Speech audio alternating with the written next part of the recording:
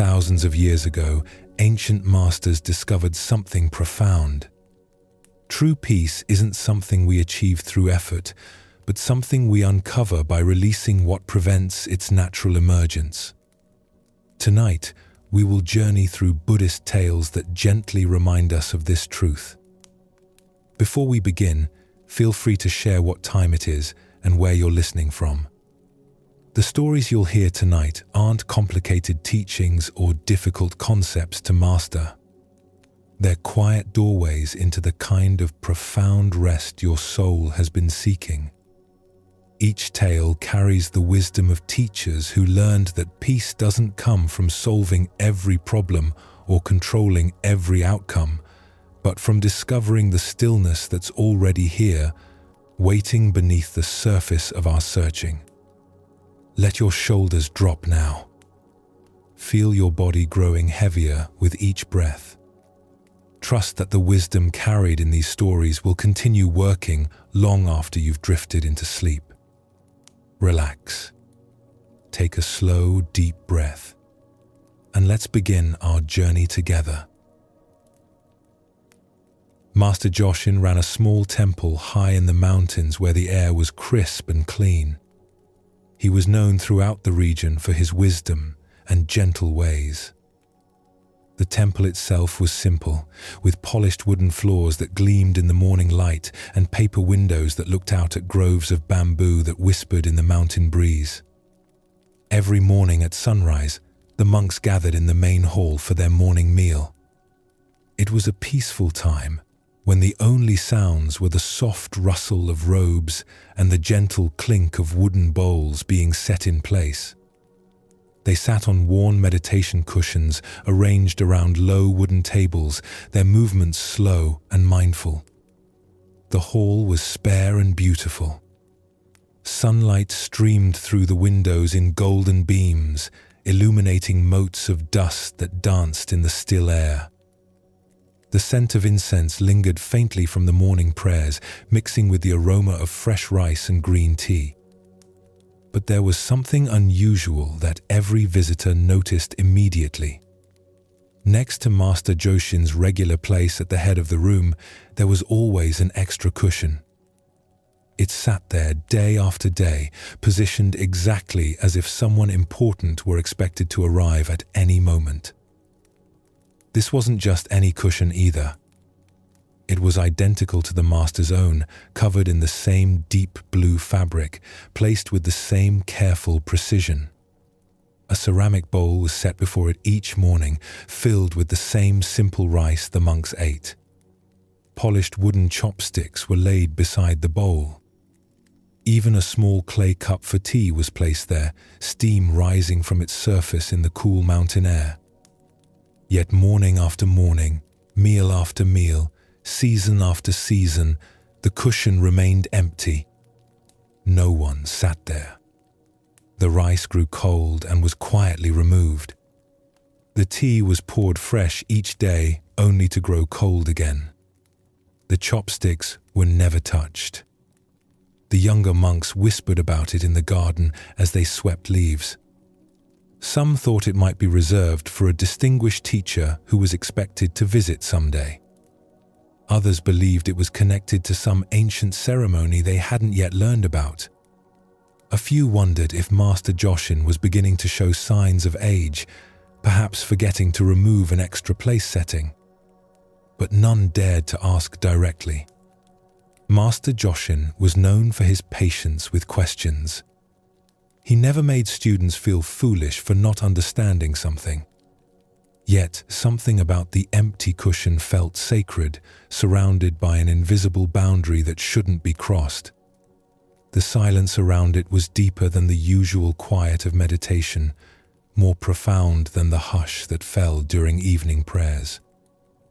One crisp autumn morning, when the maple trees outside had turned brilliant shades of red and gold, a young monk named Kitaro arrived at the temple. He was bright and eager, his eyes full of curiosity about everything he encountered.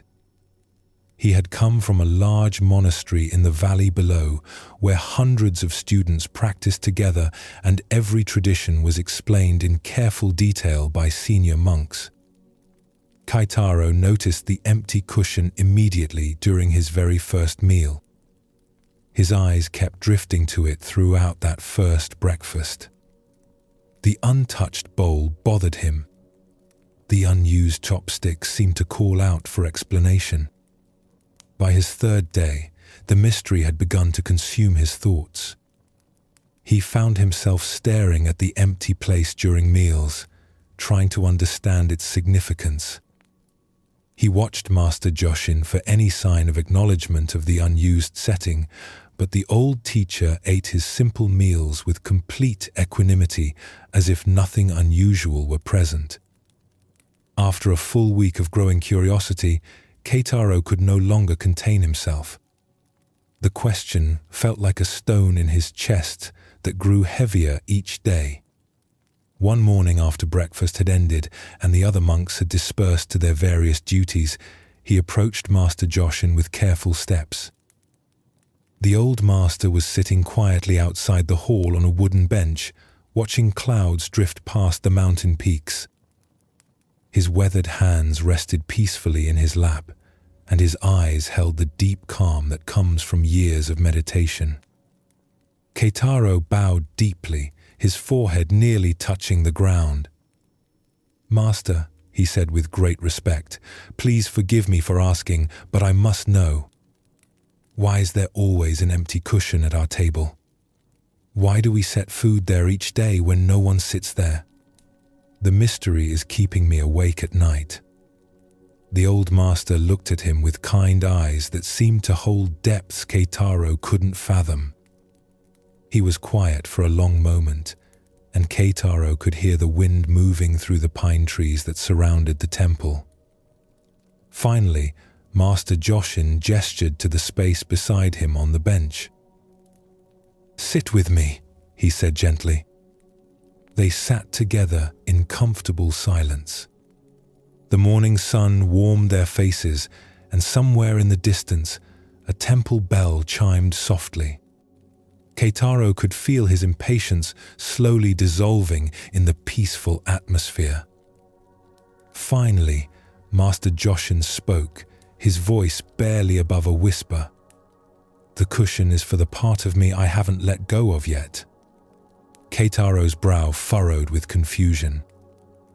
"I don't understand, Master." "What part?" The old monk turned to look directly at him. "Every morning when I wake up, I think I am finished with ego. I think I have released all attachment to being someone special. I believe I have let go of pride, of the need to be seen as wise or holy or important." He paused, watching a bird land on a nearby branch. "But each day, as I move through my routines, I discover small pieces of self that I am still carrying. Some mornings I catch myself feeling proud of my years of practice. Other days I notice myself enjoying when visitors call me Master with great reverence. Sometimes I find satisfaction in being known as the wisest teacher in these mountains." Kitaro listened intently, beginning to glimpse the profound honesty in this admission. "Even the thought that I am humble," Master Joshin continued, "is a form of pride. Even believing I have achieved something through my spiritual practice is a way of holding on to being someone special. The cushion reminds me that there is always more ego to release, more attachment to dissolve, more ideas about myself to let go of." The young monk sat in stunned silence. He had never heard a teacher speak so openly about still having ego, still struggling with pride. In his previous monastery, the masters seemed to present themselves as having completed their spiritual journey. Master Joshin placed a gentle hand on Kitaro's shoulder.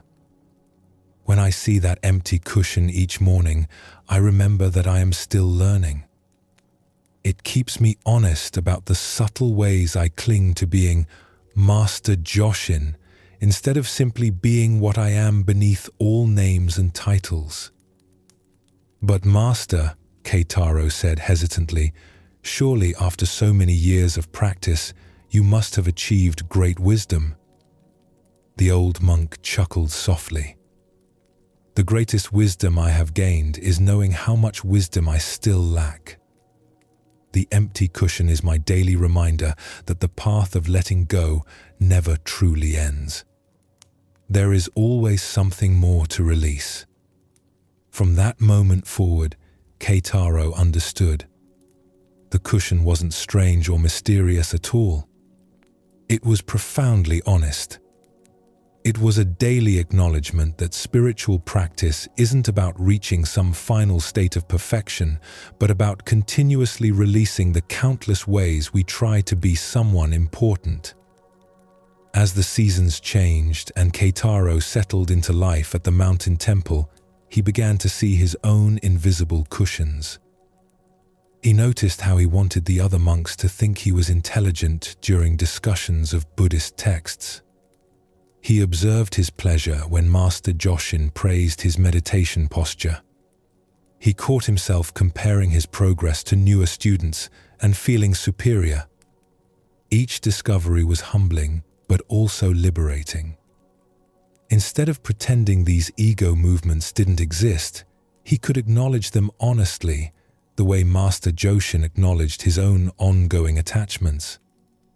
One winter evening, as snow fell softly outside the windows, Kitaro was helping to serve the evening meal when he had a sudden realization. He saw that every person in the room, including himself, had their own invisible empty cushions. Everyone was carrying parts of themselves they hadn't yet released. Everyone was still attached to ideas about who they were or who they should become. The understanding brought him a deep sense of compassion, both for himself and for all the other struggling human beings trying to find peace. We were all in the same situation, all learning to let go, all discovering new layers of attachment just when we thought we were free. Years passed, and Kitaro's practice deepened. He learned to catch the subtle movements of ego more quickly, to release them more easily. But he never reached a point where they stopped arising entirely. The empty cushion teaching had prepared him for this reality. When Kitaro eventually became a teacher himself, he also kept an empty cushion at his table. New students would ask him about it with the same burning curiosity he had once felt, and he would share the teaching that had transformed his understanding of spiritual practice. We all carry invisible burdens, he would tell them. Ideas about ourselves that feel too important to release. Stories we tell ourselves about who we are or what we've accomplished. The empty cushion reminds us that freedom comes not from perfecting these stories, but from gradually letting them go. Perhaps we all need an empty cushion in our lives. Not a physical one, necessarily, but a reminder that we are still carrying things we don't need. The self that insists on being right in arguments. The self that needs others to recognize our accomplishments. The self that holds grudges like precious treasures. The self that won't forgive old hurts. These aren't evil or wrong, but they can become heavy to carry. They can prevent the natural peace that emerges when we stop trying to maintain so many ideas about ourselves. Tonight, as you rest, you might gently notice what invisible cushions you carry. What parts of your identity feel too important to question? What stories about yourself seem too precious to release? There's no need to force anything or judge yourself harshly. Simply notice with the same gentle honesty that Master Joshin brought to his own attachments. The beautiful truth that the Mountain Master discovered is this: peace doesn't come from becoming someone perfect or enlightened. It comes from gradually releasing the exhausting need to be anyone special at all. When we stop defending and maintaining so many ideas about ourselves, a natural freedom emerges that needs no protection. In a prosperous trading town at the foot of the mountains, where merchant caravans stopped to rest and restock their supplies, there lived a man named Daiso, who had spent his entire adult life accumulating wealth and possessions. His large house sat at the center of town, built from the finest wood and decorated with beautiful paintings and sculptures from distant lands. Daiso owned 3 successful shops that sold silk, spices, and precious metals. His warehouses were filled floor to ceiling with goods from across the known world, intricate carpets from the western deserts, delicate porcelain from the southern kingdoms, rare books written in languages most people had never heard of, and jewelry that sparkled with gems found in mountain caves far from any settlement. Every morning, Daiso would wake before dawn and walk through his storerooms, running his fingers over his possessions, mentally calculating their worth. The feel of fine silk beneath his hands gave him deep satisfaction. The sight of gold coins stacked in wooden chests filled him with pride. He employed dozens of workers, and when they bowed respectfully and called him Master Daiso, he felt the warm glow of being important and successful. Yet, despite all his achievements, Daiso found himself increasingly restless as the years passed. His sleep had become troubled, filled with worries about protecting his wealth from thieves, concerns about business competitors who might steal his customers, and elaborate plans for acquiring even more possessions. He would lie awake for hours each night, his mind churning with schemes and anxieties. The weight of managing so many possessions had begun to exhaust him in ways he hadn't expected. Each beautiful object required care and attention. Every business deal demanded constant vigilance. The more he owned, the more energy he needed to spend protecting and organizing it all.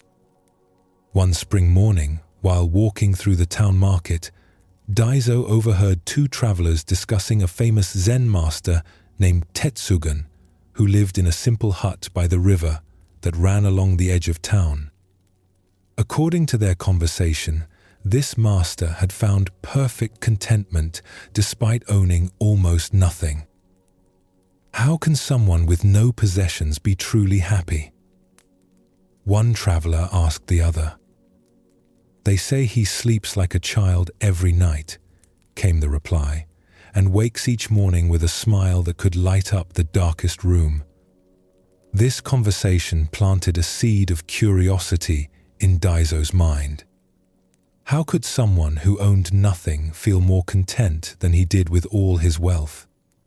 The question began to follow him through his days, surfacing during quiet moments when he wasn't actively engaged in business. After several weeks of growing fascination with this puzzle, Daiso decided he must meet this master and discover the secret of contentment without possessions. But he couldn't imagine approaching such a wise teacher empty-handed.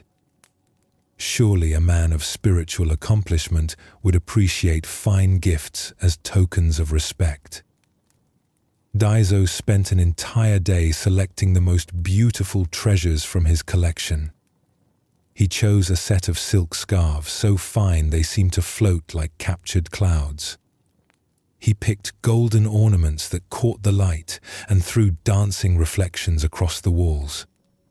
He selected his rarest incense, imported at great expense from monasteries in far-off mountains. Finally, he packed his most prized possession, a tea set made from clay so pure and beautiful that drinking from it was said to be a meditation in itself. All of these treasures were carefully wrapped and loaded into heavy leather sacks. When everything was ready, Daiso loaded the sacks onto his strongest horse, a magnificent animal that was itself a symbol of his success. But as they began the journey to the river, he noticed that the horse struggled under the enormous weight. They had to stop frequently to rest, and what should have been a short walk became a laborious expedition. When they finally arrived at Master Tetsugun's dwelling, Daizo was surprised by what he found. The hut was tiny, barely large enough for one person to sleep in. It was built from simple bamboo and had a roof thatched with dried grass.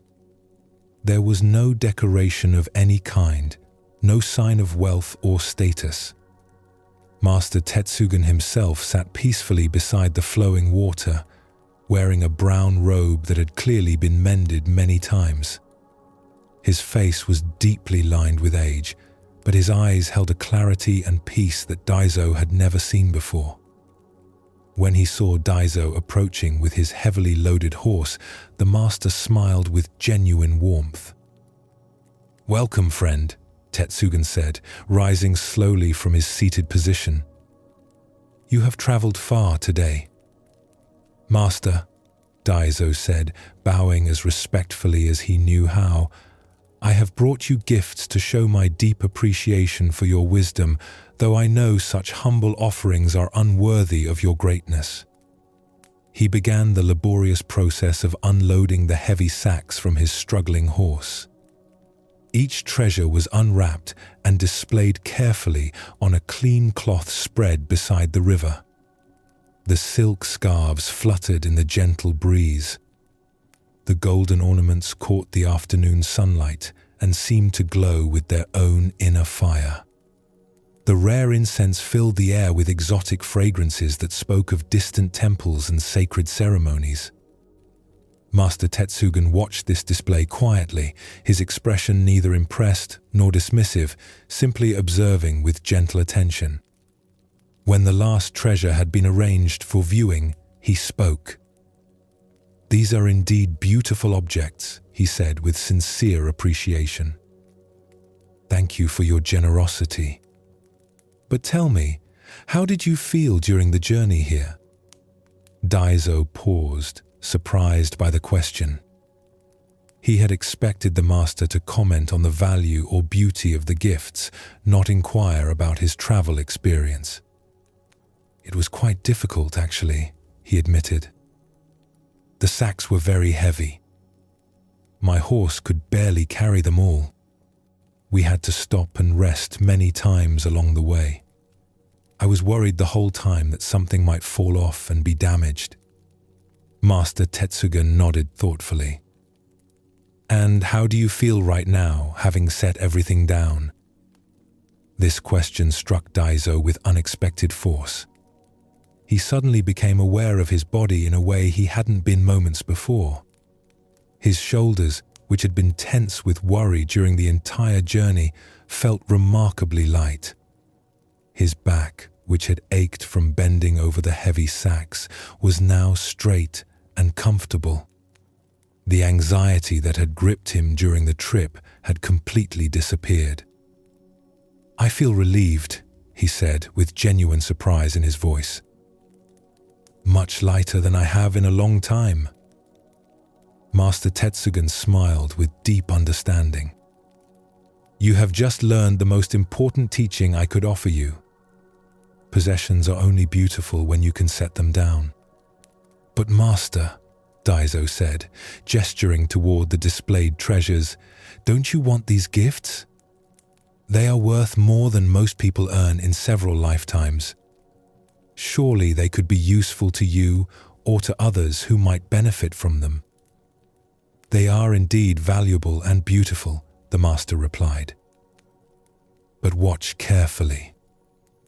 He reached down and picked up one of the golden ornaments, holding it up so that the late afternoon sunlight made it sparkle brilliantly.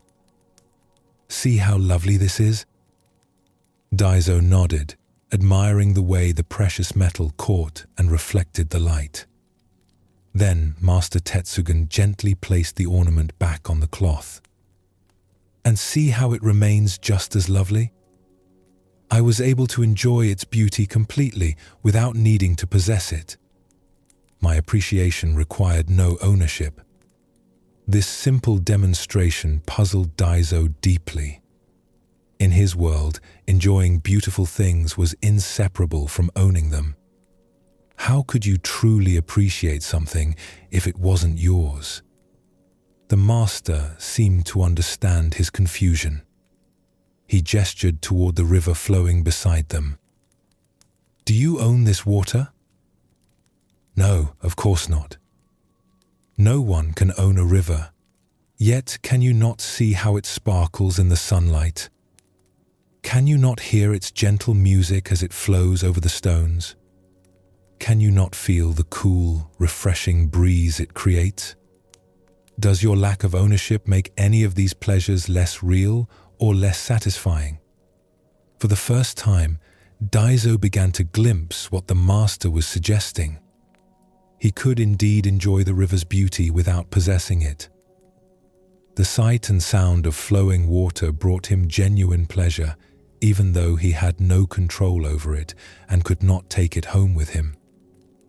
"I think I understand a little," he said slowly. "But surely owning beautiful things must add something to life. Why else would people work so hard to acquire possessions?" Master Tetsugen picked up a smooth stone from the riverbank and held it in his palm. "Having things can certainly be pleasant," he agreed. "But there is a crucial difference between having something and being had by it.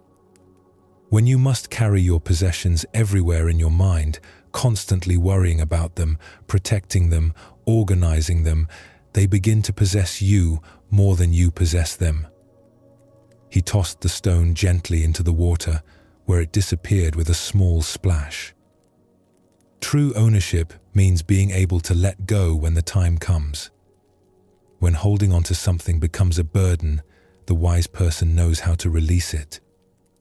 The foolish person continues carrying unnecessary weight, growing more tired with each step. As the sun began to set, painting the sky in brilliant oranges and purples, Master Tetsugen invited Daiso to share his evening meal.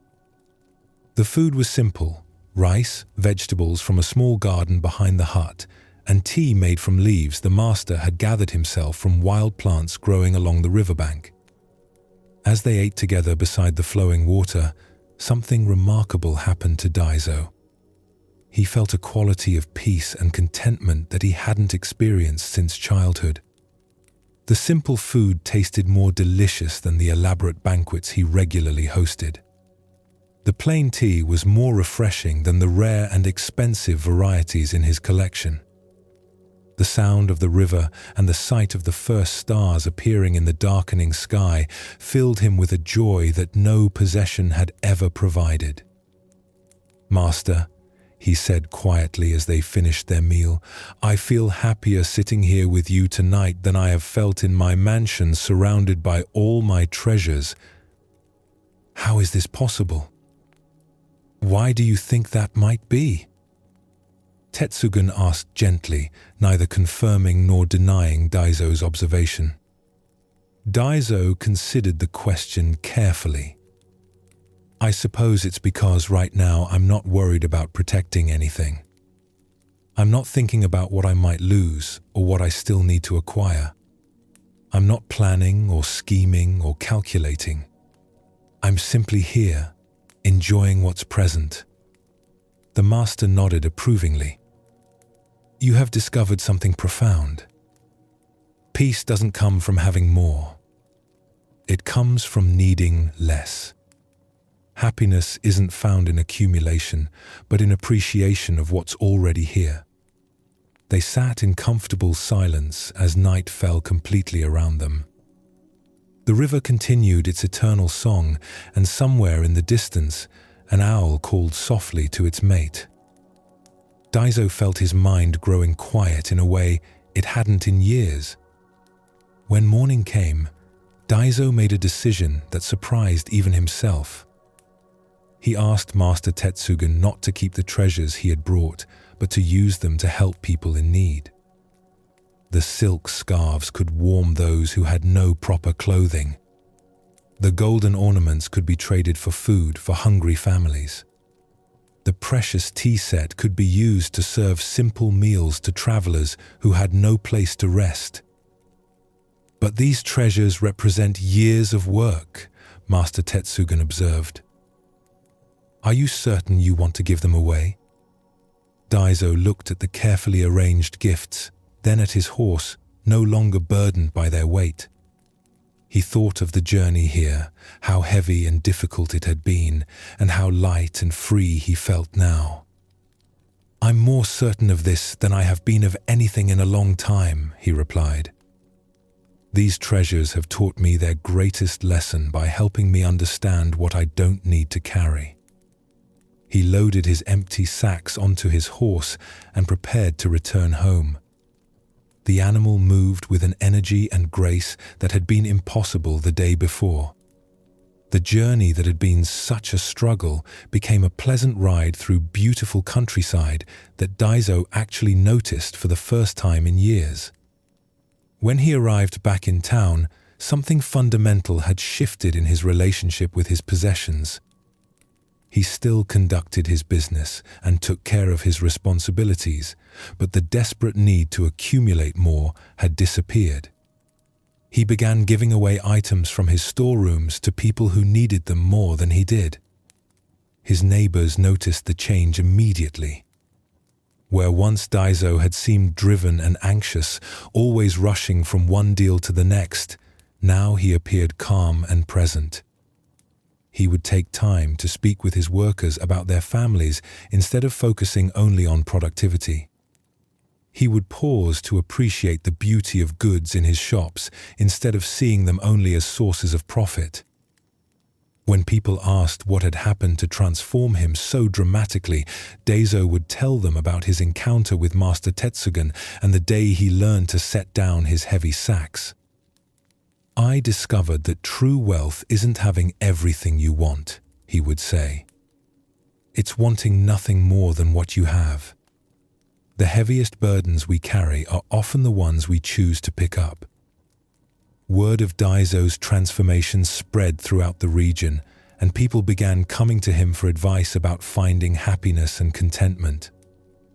He would share the simple wisdom he had learned by the river, that possessions are most beautiful when we can appreciate them without clinging to them, and that the greatest luxury is the freedom to travel light through life. Years passed, and Daiso became known not for his wealth, but for his wisdom and generosity. His sleep became peaceful again, untroubled by worries about protecting possessions or acquiring more. He had learned that security comes not from having more, but from needing less. Both Master Joshin with his empty cushion and the merchant Daiso discovered the same profound truth. Freedom comes not from accumulating more, but from releasing what we think we cannot live without. Whether it's ideas about ourselves or material possessions, the things we cling to most tightly often become the very chains that prevent our natural peace from emerging. This teaching from Zen Buddhism offers profound medicine for our restless modern lives. We are conditioned to believe that happiness comes from getting more recognition, more security, more control, more possessions, more achievements. But the mountain masters discovered the opposite truth. Contentment comes from learning to travel light. Tonight, as you prepare for the deep rest your body craves, notice what you might be carrying that you don't actually need. What mental burdens feel too important to set down? What worries are you clutching as if they were precious treasures? What ideas about yourself seem too valuable to question? Just as Daiso felt profound relief when he unloaded his heavy sacks, you too can experience the lightness that comes from letting go. You don't have to solve this through effort or force. Simply allowing your awareness to notice what you're carrying is often enough to begin the natural process of release. The Zen masters understood that we are not our possessions, our achievements, our roles, or even our thoughts about ourselves. We are the spacious awareness that can hold all these things lightly, appreciating their beauty when they're present and remaining peaceful when they're gone. In the gentle darkness of sleep, this awareness naturally returns to its original freedom. All the things you think you must carry, all the burdens you believe are too important to release, naturally dissolve into the peaceful emptiness from which they first arose. Allow yourself to rest in this spacious peace now. Let your breathing become slow and natural. Feel your body releasing completely into the support beneath you. Trust that the most valuable aspects of who you are cannot be lost because they were never separate from your true nature to begin with. The empty cushion and the merchant's heavy sacks both point to the same liberating truth. You are already free. You have always been free. The only thing preventing you from experiencing this freedom is your belief that you must carry burdens that were never really yours to begin with. In a mountain monastery where the winter winds howled through ancient pine trees, there lived a young monk named Kenji who burned with an intense desire for enlightenment. He had come to the temple 2 years earlier, leaving behind his family's farm and his comfortable life in the valley below, driven by an unshakable conviction that he was meant for something greater than ordinary existence. From his very first day at the monastery, Kenji threw himself into spiritual practice with a determination that impressed even the most dedicated senior monks. While others slept, he would rise at 3 a.m. to sit in meditation in the cold meditation hall, his breath visible in the frigid air. The wooden floors were so cold they seemed to burn his bare feet, but he endured the discomfort as a test of his commitment. During the day, when other monks took breaks between their duties, Kenji would find a quiet corner and continue his meditation practice. He would sit motionless for hours, his back rigid with effort, fighting against every wandering thought that arose in his mind. When his legs became numb from sitting in the traditional posture, he would remain seated until the pain became almost unbearable, believing that such endurance would accelerate his spiritual progress. Kenji also pushed himself to fast regularly, eating only one small meal each day while the other monks ate their normal portions. He had read stories of ancient masters who achieved enlightenment through extreme austerity, and he was determined to prove his seriousness through similar sacrifice. His body grew thin and his face became gaunt, but he took pride in his apparent dedication. The more intensely Kenji practiced, however, the more agitated and restless he became. Instead of finding the peace he sought, his mind seemed to race even faster than before. His meditation sessions became battles against his own thoughts, exhausting struggles that left him feeling defeated rather than enlightened. His sleep became fitful and disturbed, filled with dreams of failing to achieve the spiritual heights he desperately wanted to reach. Other monks began to notice Kenji's deteriorating condition. His eyes, which had once sparkled with enthusiasm, now appeared strained and tired. His movements, once fluid and graceful, became jerky and tense. During group discussions of Buddhist teachings, he would ask frantic questions about how to meditate more effectively, how to empty his mind more completely, how to force himself into states of enlightenment. After months of this intensifying struggle, Kenji's frustration reached a breaking point.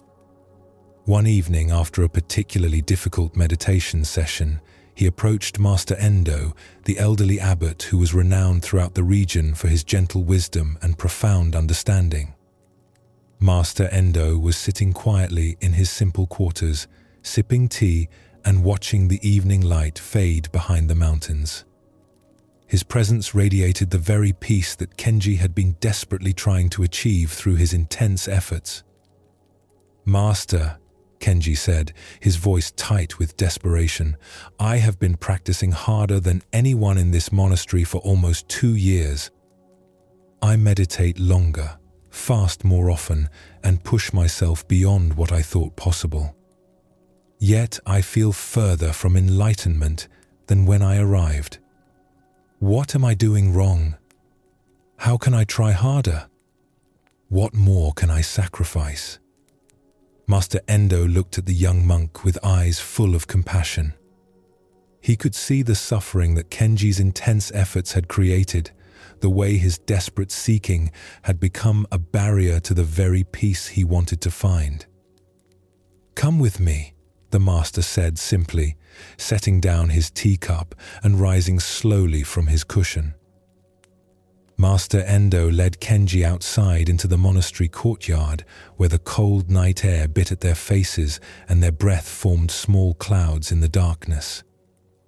Snow had begun falling earlier that day, and everything was covered in a pristine white blanket that sparkled in the moonlight. In the center of the courtyard stood an ancient stone basin that collected water for the temple's daily use. The water had frozen solid during the cold day, forming a thick block of ice that gleamed like crystal in the pale light. Master Endo stopped beside the basin and gestured toward the ice. "Kenji," he said gently, "I want you to melt this ice with your bare hands." Kenji looked confused, but was eager to prove his dedication. He placed his hands on the frozen surface and began rubbing vigorously, trying to generate heat through friction. The ice was painfully cold against his palms, and despite his intense efforts, it showed no signs of melting. He rubbed harder, pressing down with all his strength, his hands growing red and raw from the cold and friction. "It's not working, Master," Kenji said through gritted teeth, continuing his futile efforts. "Try harder," Master Endo said calmly. Kenji doubled his efforts, rubbing and pressing until his hands felt like they were burning from the cold. Still, the ice remained completely solid. After several minutes of this painful struggle, he stopped and looked at his teacher with exhaustion and defeat. "I can't do it, Master. My hands are too cold and the ice is too thick." Master Endo nodded. "Now stand back and simply watch." As they stood in the quiet courtyard, something subtle began to happen. The night was gradually giving way to dawn, and the first faint rays of sunlight began to appear over the eastern mountains. As the golden light touched the ice in the stone basin, tiny drops of water began to form on its surface. The sunlight didn't struggle or strain. It simply shone with its natural warmth and radiance. The ice didn't resist or fight against the melting process. It simply responded to the gentle heat by gradually changing from solid to liquid. There was no force involved, no effort, no struggle. The transformation happened naturally and effortlessly. As they watched, the ice continued to melt slowly and steadily. Drop by drop, the solid block became flowing water. The sun didn't try to hurry the process or force it to happen faster. The ice didn't try to remain frozen or resist the change. Everything unfolded according to natural laws, without strain or struggle. "Do you see?" Master Endo asked softly as they watched this gentle transformation. Kenji stared at the melting ice, and suddenly something clicked in his understanding. "The sun doesn't try to melt the ice," he said slowly. "It simply shines, and the melting happens by itself." "Yes," the master nodded. "And what does this teach you about your spiritual practice?" The insight hit Kenji like a wave of cool water on a hot day. "I've been trying to force enlightenment instead of allowing it to unfold naturally.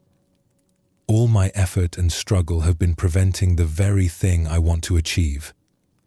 Master Endo smiled. "Awareness is like the sun, Kenji. It has its own natural radiance that doesn't require effort to maintain. When you try to force your mind to be peaceful, you create the very agitation you're trying to eliminate. When you allow awareness to shine naturally, transformation happens by itself. They stood together in comfortable silence as the ice continued its slow, natural melting. Kenji felt something shifting inside him, a release of the desperate tension that had driven his practice for so long. "But Master," Kenji asked, "how do I practice without trying? How do I meditate without effort?" "Return to your meditation cushion," Master Endo said, "but this time, don't try to achieve anything. Don't fight your thoughts or force your mind to be quiet. Simply sit and allow awareness to be what it naturally is. Be like the sun, shining without trying to shine." That evening, Kenji approached his meditation practice with a completely different attitude. Instead of sitting with rigid determination, he settled onto his cushion with gentle curiosity. Instead of fighting against his wandering thoughts, he allowed them to come and go like clouds passing through an open sky. Instead of trying to create peace, he rested in the awareness that was already peaceful beneath all the mental activity. The change was immediate and profound. For the first time in months, Kenji's meditation felt effortless and natural. His breathing slowed on its own, without any conscious control. His muscles relaxed without him trying to relax them. His mind, no longer being pushed and pulled by his efforts, began to settle like muddy water, becoming clear when left undisturbed. Over the following weeks, Kenji's entire approach to spiritual practice transformed. He continued to meditate regularly and follow the monastery's schedule, but his practice became like the sun's relationship to ice, natural, gentle, and surprisingly effective. The peace he had been desperately seeking began to emerge not through his efforts, but through his willingness to stop trying so hard. His sleep became deep and restorative again. His face regained its natural brightness. Other monks noticed that he moved with a new grace and spoke with a calm confidence that hadn't been there during his period of intense striving. 6 months later, Kenji experienced a spontaneous moment of profound understanding during a routine morning meditation. Without any effort or seeking on his part, the boundaries between meditator and meditation simply dissolved, leaving only pure awareness aware of itself. The enlightenment he had been chasing so desperately revealed itself to be the very awareness that had been present all along, simply waiting to be noticed rather than achieved. When Master Endo later asked him about this experience, Kenji smiled. "I finally understood that I was like a person searching everywhere for the glasses that were already on his face. The awareness I was seeking was the very awareness doing the seeking." Years later, when Kenji became a teacher himself, students would often come to him with the same desperate intensity he had once brought to practice.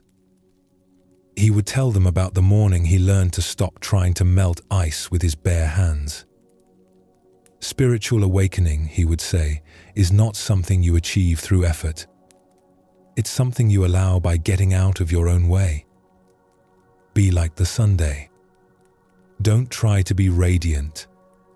Simply let your natural radiance shine."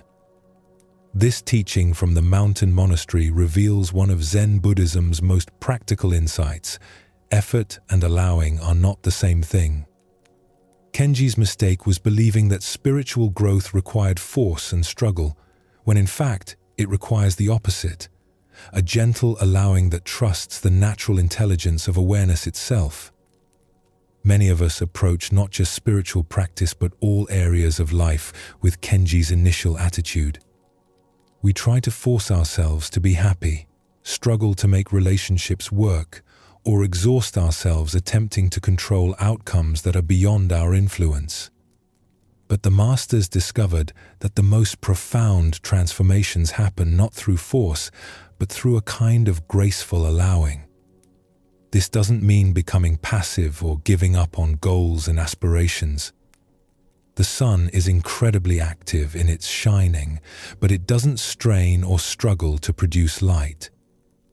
Similarly, we can engage fully with life while learning to work with natural processes rather than against them. Tonight, as you rest, you might notice areas where you've been trying too hard. Where in your life are you attempting to melt ice with your bare hands instead of trusting the gentle warmth of natural processes? This awareness itself can be the beginning of a more graceful approach to whatever challenges you face. Allow your breathing to slow even more now. Feel your body releasing completely into the support beneath you. Notice how sleep comes not through effort, but through a gentle allowing, a trust in your body's natural wisdom to restore and renew itself. In a peaceful valley where a clear stream wound between rice fields and vegetable gardens, there lived a man named Hiroshi who had inherited his family's farm from his father and grandfather before him.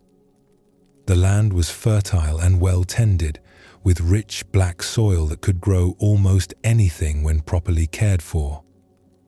Hiroshi was known throughout the village as a hard-working and dedicated farmer, but he had one weakness that often created problems for him: impatience. He wanted his crops to grow faster, his harvests to be larger, and his success to come more quickly than nature seemed willing to provide. Each spring, Hiroshi would plant his seeds with great enthusiasm and high expectations. But within days of planting, he would begin checking the soil obsessively, looking for signs of sprouting. He would dig up corners of his rows to see if the seeds were germinating properly. If growth seemed slower than he expected, he would add extra fertilizer, water more frequently, and try various techniques he had heard might accelerate the growing process. His neighbor, an elderly farmer named Master Tanaka, would often watch these frantic activities with a mixture of amusement and concern. Tanaka's own gardens flourished year after year with remarkable consistency, producing abundant harvests that were the envy of the entire region. Yet Tanaka seemed to do far less work than Hiroshi, spending much of his time simply sitting quietly among his plants, drinking tea and observing the subtle changes that marked the progression of the growing season. One particularly frustrating spring, Hiroshi's impatience reached new heights. He had planted his rice seedlings 3 weeks earlier, and they seemed to be growing much more slowly than he remembered from previous years. Every morning, he would rush to the rice field and measure the tiny green shoots, comparing them to marks he had made on bamboo stakes to track their progress. When the measurements showed only small increases from day to day, Hiroshi would become agitated and try new methods to stimulate faster growth. He adjusted the water levels constantly, changed the timing of his fertilizer applications, and even tried talking to the plants to encourage them to grow more quickly. His anxiety about the slow progress began to affect his sleep and his relationships with his family. At meals, he would discuss his concerns obsessively, wondering if the seeds were defective, if the soil had lost its fertility, or if some disease was affecting his crops. His wife grew tired of his constant worrying, and his children began to avoid him during his increasingly frequent visits to check on the rice field. One evening, after a particularly stressful day of measuring and remeasuring his crops, Hiroshi noticed that Master Tanaka was sitting peacefully beside his own rice field, which appeared to be growing at exactly the same rate as Hiroshi's. The elderly farmer seemed completely unconcerned about the pace of growth, simply watching the gentle evening breeze move through the green shoots. Unable to contain his frustration any longer, Hiroshi walked over to his neighbor's field.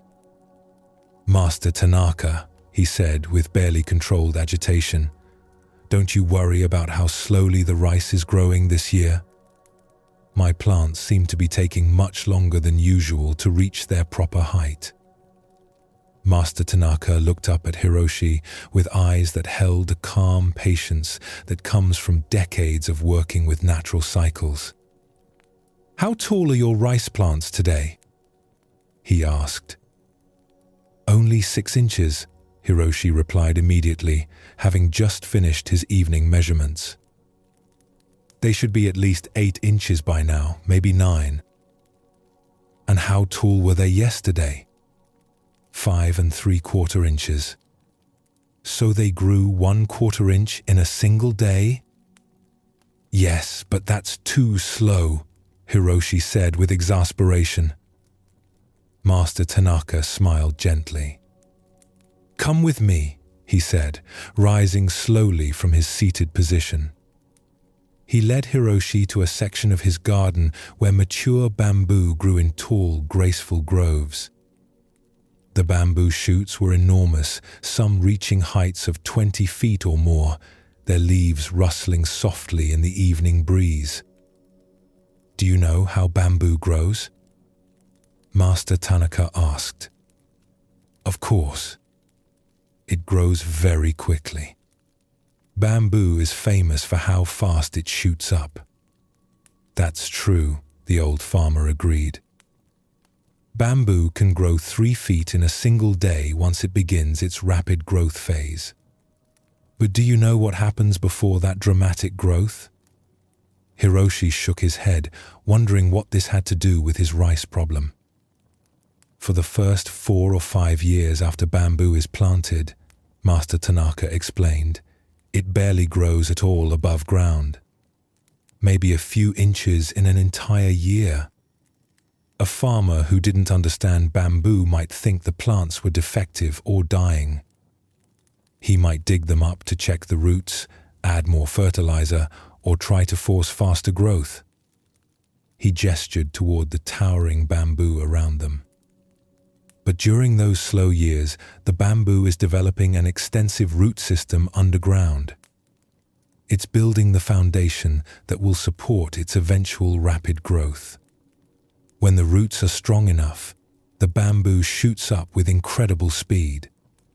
But that speed is only possible because of the slow, patient preparation that happened first." Master Tanaka led Hiroshi back toward the rice fields. "Your rice plants are like young bamboo. They are developing their root systems, building the strength they need to produce abundant grain later in the season. When you constantly disturb them by checking their progress, adjusting their conditions, and trying to force faster growth, you interrupt this crucial foundation-building process." As they walked, Hiroshi began to understand what his neighbor was suggesting. "You mean I should stop measuring the plants and just let them grow at their own pace?" "I mean you should learn to trust the wisdom that rice plants have developed over thousands of years of evolution. They know how to grow. Your job is to provide good conditions and then get out of their way." That night, Hiroshi found it difficult to sleep as he contemplated this new perspective on farming. He had always believed that successful agriculture required constant monitoring and intervention. The idea of simply trusting natural processes felt foreign and slightly frightening. But the next morning, instead of rushing to the rice field with his measuring sticks, Hiroshi tried a different approach. He sat quietly at the edge of his field, as he had seen Master Tanaka do, and simply observed without trying to change anything. At first, this felt impossibly difficult. His mind raced with worries about whether the plants were getting enough water, whether the fertilizer levels were correct, whether he should be doing something to help them grow faster. But as he continued sitting quietly, something began to shift in his perception. For the first time, Hiroshi noticed subtle details he had missed during his frantic measuring activities. He saw how the rice plants moved differently in morning light versus evening light. He observed the way individual shoots seemed to pulse with almost invisible growth. He noticed that the plants that were slightly larger were not necessarily healthier than their smaller neighbors. Most importantly, he began to sense that the rice field was alive with its own intelligence, responding to factors far more complex than anything he could control or measure. The plants were engaged in a sophisticated dance with soil, water, sunlight, and air that had been perfected over millennia of evolution. As days passed and Hiroshi continued his new practice of observant waiting rather than anxious intervention, something remarkable happened. His stress about the slow growth disappeared, replaced by a sense of wonder at the intricate processes he was witnessing. His sleep became peaceful again, no longer disturbed by worries about crop failure.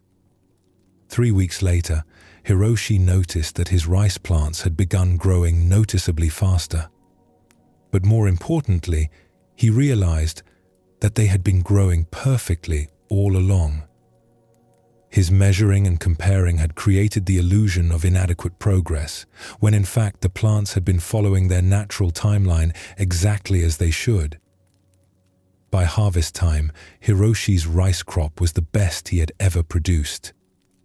But the greater harvest was the understanding he had gained about working with natural processes rather than against them.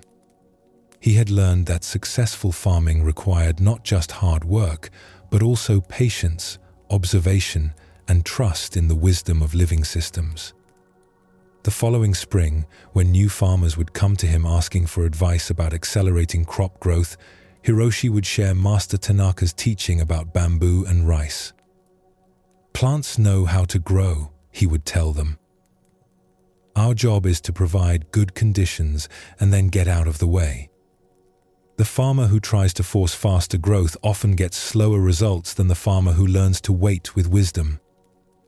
Master Tanaka, now in his 80s, would smile when he saw Hiroshi sitting peacefully beside his thriving fields. "You have learned the most important lesson a farmer can learn," he told him one evening. "That cooperation with nature is more powerful than trying to control it." Hiroshi's transformation from an anxious, controlling farmer to a patient, observant one illustrates another aspect of the effort versus allowing principle that runs through all Zen Buddhist teaching. Just as Kenji learned that spiritual awakening cannot be forced, Hiroshi discovered that natural processes unfold according to their own intelligence when we provide proper conditions and then trust rather than interfere. This understanding extends far beyond farming and meditation into every area of human life. Relationships cannot be forced to develop faster than their natural pace. Healing from illness or emotional trauma follows its own timeline that cannot be hurried through willpower alone. Even learning new skills requires a balance of appropriate effort and patient allowing for integration to occur. The bamboo teaching that Master Tanaka shared reveals something profound about how growth actually happens. The most dramatic periods of development often require long phases of invisible preparation. A student may study for months without feeling much progress, then suddenly experience rapid improvement when all their patient practice comes together. A person working through grief may feel stuck for a long time before experiencing a breakthrough in healing. In our culture, we often want everything to happen quickly and visibly. We measure progress constantly and become frustrated when change doesn't occur on our preferred timeline. But the masters of Zen Buddhism understood that the deepest transformations happen slowly and often invisibly, like bamboo developing its root system underground. Tonight, as you prepare for the natural restoration that sleep provides, you might reflect on areas of your life where you've been trying to force growth or change.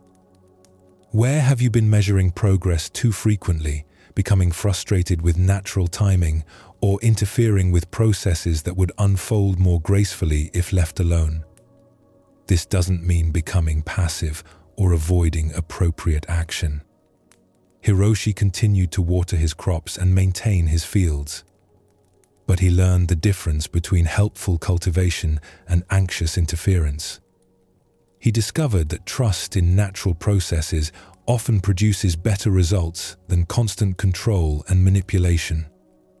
The rice that grows slowly in good soil develops stronger roots than rice that is forced to grow quickly in poor conditions. Similarly, the insights that arise naturally in a peaceful mind often prove more stable and transformative than understandings that are forced through intense mental effort. Both Kenji the monk and Hiroshi the farmer learned that their role was not to make things happen through force, but to create conditions where natural intelligence could express itself freely. In meditation, this means providing the conditions of stillness and attention while allowing awareness to reveal its own nature. In farming, it means providing good soil, water, and care while trusting plants to grow according to their own wisdom. As you settle into sleep tonight, you can practice this same principle. Your job is not to force sleep to occur, but to create conditions that support natural rest, a comfortable position, a quiet environment, and a peaceful mind. Then you can trust your body's ancient wisdom to guide you into the restoration you need. Let your breathing become even slower and deeper now. Feel your body releasing completely into relaxation. Notice how sleep, like enlightenment and like bamboo growth, cannot be forced but comes naturally when conditions are right and we stop interfering with the process. The sun melts ice through gentle radiance, not through struggle. Rice grows through patient unfolding, not through anxious pushing. Your own peace emerges through allowing rather than effort, through trust rather than control. Rest deeply in this understanding, knowing that the same natural intelligence that guides plants and planets is always available to guide your own journey toward freedom and peace. In Zen Buddhism, this principle of allowing rather than forcing extends to our entire approach to life and awakening. The path is not about becoming someone different through great effort, but about removing the obstacles that hide what we already are beneath all our trying. Like Kenji's awareness and Hiroshi's rice plants, your own deepest peace is already present, already growing, already perfect in its own natural timing. In a prosperous kingdom nestled between great rivers and fertile plains, there ruled a man named Emperor Akihiko, who possessed everything a person could reasonably want. His palace was magnificent, built from rare woods and decorated with treasures from across the known world. His gardens were famous for their beauty, designed by master craftsmen who had created landscapes that seemed to capture pieces of paradise on earth. Akihiko commanded the respect of neighboring rulers, the loyalty of his subjects, and the admiration of scholars and artists who traveled great distances to visit his court. His treasury was filled with gold and precious stones. His armies were strong and disciplined. His harvests were abundant year after year, ensuring that his people lived in prosperity and peace. Yet despite all these blessings, Emperor Akihiko felt a persistent emptiness that he could not understand or resolve. In quiet moments between the ceremonies and responsibilities of rulership, a question would arise in his mind that seemed to grow more urgent with each passing year. What is the real meaning of existence? What truth lies beneath all these temporary pleasures and achievements? This question began to haunt the emperor's days and disturb his nights. He would walk through his beautiful gardens in the evening, surrounded by flowering trees and the gentle sound of fountains, yet feeling as if something essential was missing from his life. He would sit in his luxurious chambers, looking out at his vast kingdom, and wonder if there was some deeper purpose to life that his wealth and power had somehow prevented him from discovering. Determined to find an answer, Emperor Akihiko summoned the wisest teachers from throughout his realm. Philosophers came from distant universities to share their theories about the nature of reality. Priests arrived from famous temples to explain their understanding of divine truth. Scholars brought ancient texts that promised to reveal the secrets of existence. Mystics offered complex practices that they claimed would lead to ultimate understanding. Each teacher spoke eloquently and at great length, presenting elaborate explanations and sophisticated concepts. But somehow, none of their words satisfied the deep longing in the emperor's heart. Their teachings felt like beautiful clothing that didn't quite fit, impressive structures that didn't quite shelter what he was seeking to protect. After months of these disappointing consultations, Emperor Akihiko had almost given up hope of ever finding a real answer to his question. Then one afternoon, as he sat alone in his private garden feeling discouraged about his failed search, a humble figure appeared at the garden gate. It was an old monk dressed in the simplest possible robes, brown cloth that had been patched and mended many times. His few possessions fit in a small cloth bag slung over his shoulder. His sandals were worn thin from long walking, and his face was weathered by years of exposure to sun and wind. Yet his eyes held a quality of peace and clarity that immediately caught the emperor's attention. "Your Majesty," the monk said, bowing respectfully but without the elaborate ceremony that court visitors usually displayed, "I have heard that you seek to understand the true nature of existence." Emperor Akihiko looked at this simple traveler with a mixture of hope and skepticism. After hearing from so many learned teachers, could this ordinary-looking monk possibly offer anything different? "Yes," the emperor replied cautiously. "I have been searching for this understanding for many months, but no one has been able to provide a satisfactory answer." The old monk smiled gently. "I cannot give you the answer you seek," he said, "but I can offer you something that will reveal it to you." Reaching into his small bag, the monk withdrew a plain wooden container about the size of a man's two hands held together. It was made from simple pine, smoothly polished but completely undecorated. A piece of hemp rope was tied around it, holding the lid securely in place. "This container holds the truth you are seeking," the monk said, offering it to the emperor. "But you must promise to open it only when you are truly ready to receive what is inside." Emperor Akihiko took the container, surprised by how light it felt in his hands. "How will I know when I am ready?" The monk's eyes twinkled with gentle wisdom. "You will know," he said simply. "Do not rush this moment. The truth inside will wait patiently for you to be prepared to receive it." With that, the old monk bowed once more and walked away, disappearing down the road that led away from the palace. Emperor Akihiko never saw him again, but he would remember that peaceful presence for the rest of his life. The emperor took the sealed container to his private chambers and placed it on a special stand beside his bed. For days, he stared at it with intense curiosity, his hands itching to untie the rope and discover what profound truth lay hidden inside. The container seemed to emanate a quiet mystery that filled his thoughts during the day and invaded his dreams at night. What could be inside something so small, yet supposedly so significant? Perhaps it contained a scroll with ancient wisdom written by enlightened masters.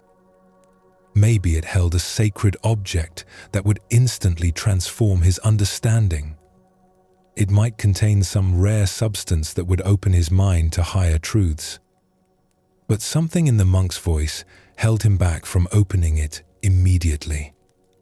"Only when you are truly ready." The words echoed in his memory. What did it mean to be ready? How would he recognize this readiness when it came? Weeks passed, then months. The container remained sealed on its stand, becoming a constant presence in the emperor's daily life. He would touch it gently each morning when he woke and each evening before sleep, feeling its smooth wooden surface and wondering about its contents. Sometimes he would hold it to his ear, listening for any sound from within, but it remained completely silent. As time went on, Emperor Akihiko's life continued with its usual responsibilities and pleasures, but something had shifted in his relationship to these experiences. The presence of the sealed container had introduced a quality of patience and reflection that affected how he approached everything else. Instead of rushing through his days driven by ambition and desire, he began to move more slowly and observe more carefully. Years passed. The emperor aged, his hair growing grey and his face developing the lines that come from decades of both joy and sorrow. He witnessed the deaths of beloved advisors and the births of grandchildren. He saw his kingdom prosper and face challenges. He experienced personal losses that brought him to tears and moments of beauty that filled his heart with wonder. Through all these experiences, the sealed container remained unchanged on its stand, a silent witness to the passage of time and the unfolding of life. Emperor Akihiko would often look at it during difficult periods, drawing comfort from its steady presence and the promise it held of eventual understanding. One quiet winter evening, when the emperor was well into his 70s, he sat alone in his chambers watching snow fall past his window. The palace was peaceful, his kingdom was secure, and his family was healthy. Yet, as he looked at the sealed container in the soft lamplight, he felt a deep sense of completion that he had never experienced before. For the first time since receiving the container, Emperor Akihiko felt no urgent desire to discover its contents. He was no longer driven by the desperate seeking that had once consumed him. The question about the meaning of existence hadn't been answered, but somehow it no longer felt like a problem that needed solving. Now, he whispered to himself, I am ready. With hands that had grown gentle with age, Emperor Akihiko carefully untied the hemp rope that had secured the container for so many years. His heart beat steadily, but without the frantic excitement he had expected to feel at this moment. He lifted the wooden lid slowly and looked inside. The container was completely empty. At first, the emperor simply stared into the hollow space, his mind trying to process what he was seeing. Had the monk deceived him? Was this some kind of joke? Had something been lost over the years?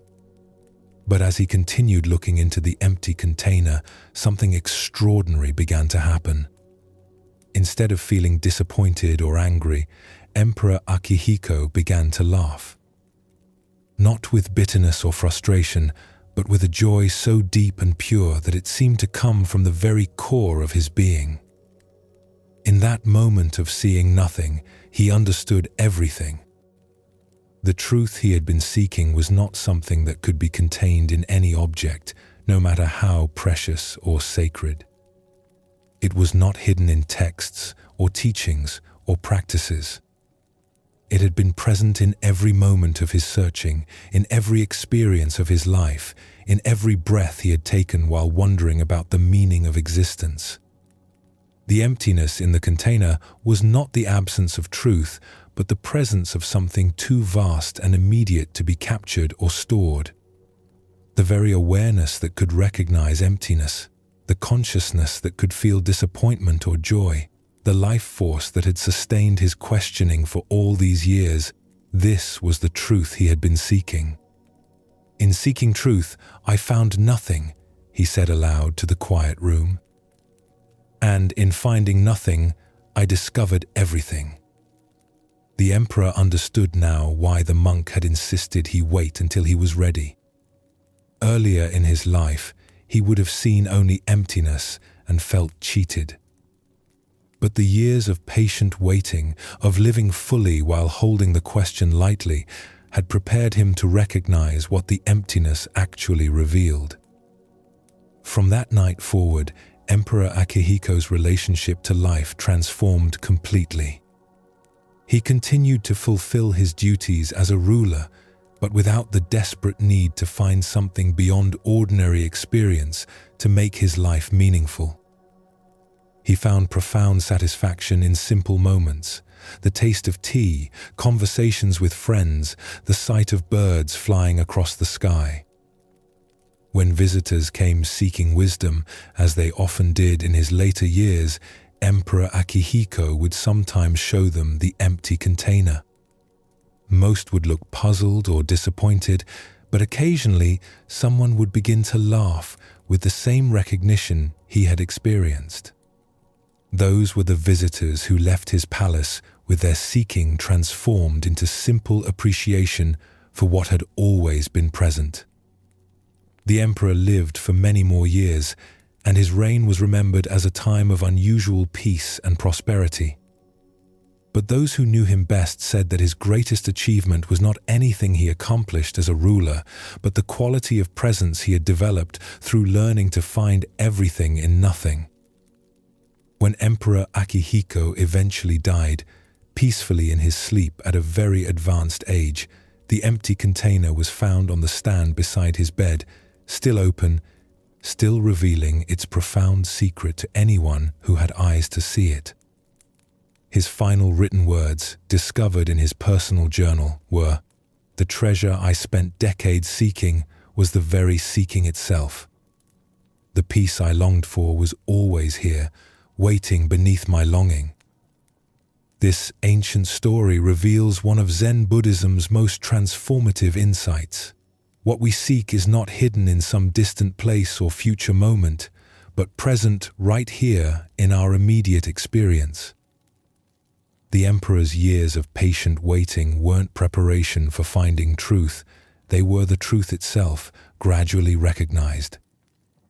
Many of us approach spiritual seeking, happiness, or fulfillment the way the young emperor initially approached the sealed container, convinced that the answer lies somewhere else, in some special experience or understanding we haven't yet achieved. We believe that peace will come when we solve our problems, find the right relationship, achieve certain goals, or gain particular insights. But the empty container teaches us that what we truly seek, peace, completeness, the sense of being fundamentally okay, is not something we can acquire or achieve. It's the very awareness that recognizes all experiences, including the experience of seeking itself. This awareness has been here all along, as present during our searching as it will be during any moment of finding. The emperor's laughter when he saw the emptiness wasn't the laughter of someone who had been tricked, but the laughter of recognition. He finally understood that his years of questioning had been the answer, his seeking had been the finding, his life itself had been the truth he was looking for. Tonight, as you rest, you might gently consider what you've been seeking that may already be here. What peace are you hoping to find that could be present right now? What completeness are you working toward that might already be complete in this very moment of awareness? The empty container reminds us that the most profound truths often can't be grasped or stored, only recognized in the immediacy of present experience. Your awareness right now, reading these words, feeling your body, breathing naturally, this awareness is not separate from what you seek. It is what you seek, revealed not through finding something new, but through recognizing what has never been absent. In a mountain village where terraced gardens climbed the hillsides and ancient temples dotted the landscape, there lived a learned man named Tarkashi, who had devoted his entire life to the study of Buddhist scriptures and philosophical texts. His modest house was filled floor to ceiling with books, scrolls, and handwritten notes that represented decades of careful research and scholarly work. Takeshi was respected throughout the region as one of the most knowledgeable students of Buddhist philosophy alive. Monks would travel for days to consult with him about difficult passages in ancient texts. University scholars sought his opinions on matters of interpretation and translation. His reputation for learning and wisdom had spread far beyond his small mountain community. But despite all his accumulated knowledge, Takeshi felt increasingly dissatisfied with his understanding of Buddhism's deeper meanings. He could explain complex philosophical concepts with great precision, but he sensed that something essential was missing from his purely intellectual approach to the teachings. The more he studied, the more he became convinced that there must be some special text, some hidden teaching, some secret knowledge that would finally complete his understanding and give him the direct experience of enlightenment that had somehow eluded him despite his years of careful study. Takeshi had heard legends of a mysterious text called the Sutra of Complete Understanding that was said to contain the final secrets of Buddhist realization. According to these stories, the sutra had been written by an enlightened master centuries ago and hidden away in a remote monastery to protect it from those who weren't ready to receive its powerful teachings. The legend claimed that anyone who read this text would immediately achieve perfect enlightenment, understanding in an instant what normally took lifetimes of practice to realize. Many scholars had searched for the sutra over the centuries, but none had ever found it or even proven that it actually existed. Despite the uncertain nature of these stories, Takeshi became obsessed with locating this legendary text. He spent months researching historical records, looking for any mention of where the sutra might be hidden. He interviewed elderly monks who might have heard stories about its location. He studied maps of ancient monasteries and planned expeditions to remote temples that might house such a precious document. Finally, after nearly a year of investigation, Takeshi discovered a reference in an obscure historical chronicle that suggested the Sutra of Complete Understanding might be hidden in a monastery built into the cliffs of a nearly inaccessible mountain peak 3 days' journey from his village. Without hesitation, Takeshi packed supplies for the difficult trek and set off toward the remote monastery. The journey was treacherous, requiring him to follow barely visible paths along steep mountainsides and cross rushing streams on fallen logs.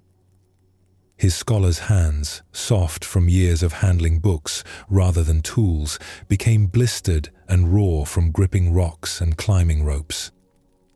When he finally reached the monastery, Takeshi was exhausted but filled with excitement. The building was indeed ancient, carved directly into the rock face of the mountain and accessible only by a narrow ledge that required careful navigation. Only 3 elderly monks lived there, maintaining the simple buildings and tending a small garden that somehow thrived despite the harsh conditions. The head monk, a man named Master Rioan, who appeared to be at least 90 years old, welcomed Takeshi with genuine warmth despite his unexpected arrival. After providing food and a place to rest, Master Rioan listened carefully as Takeshi explained his quest for the legendary sutra.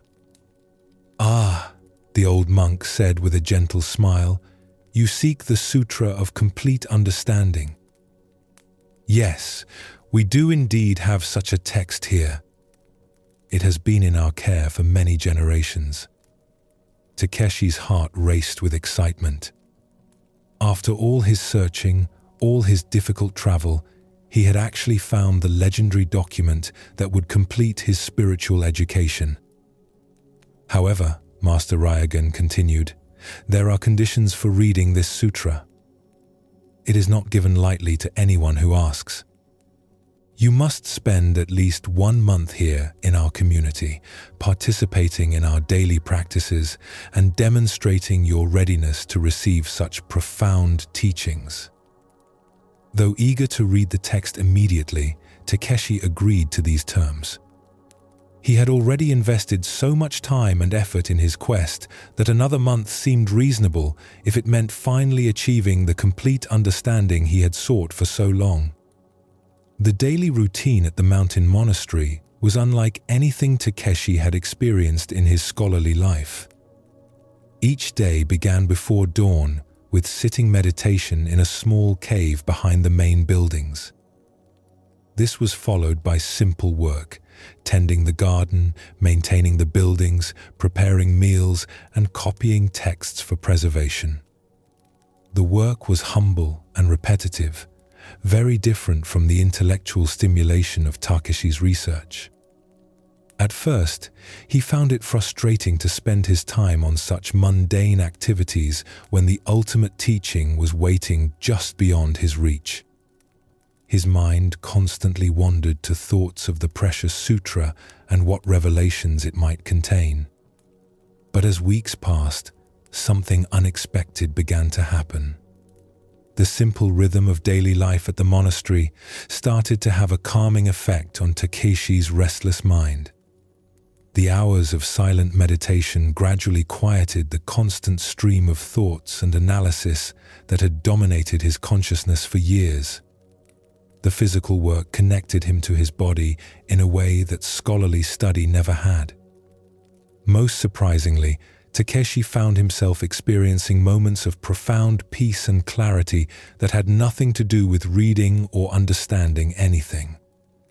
During morning meditation, awareness would sometimes expand beyond the boundaries of his usual thinking, revealing a spaciousness that felt more real and immediate than any concept he had ever studied.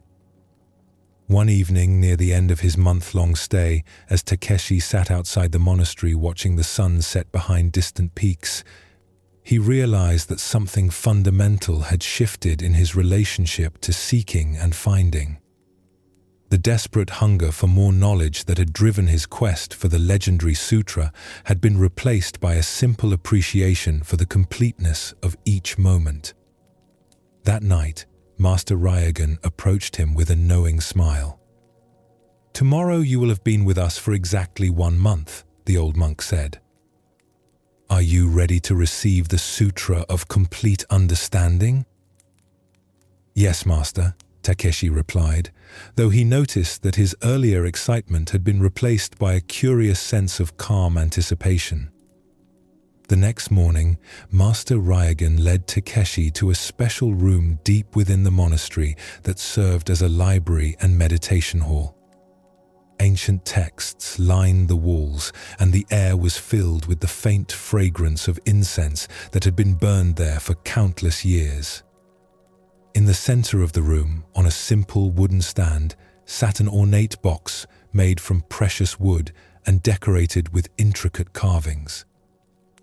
The Sutra of Complete Understanding, Master Ryoan announced solemnly, has been kept in this box for over 400 years, waiting for someone truly ready to receive its teachings.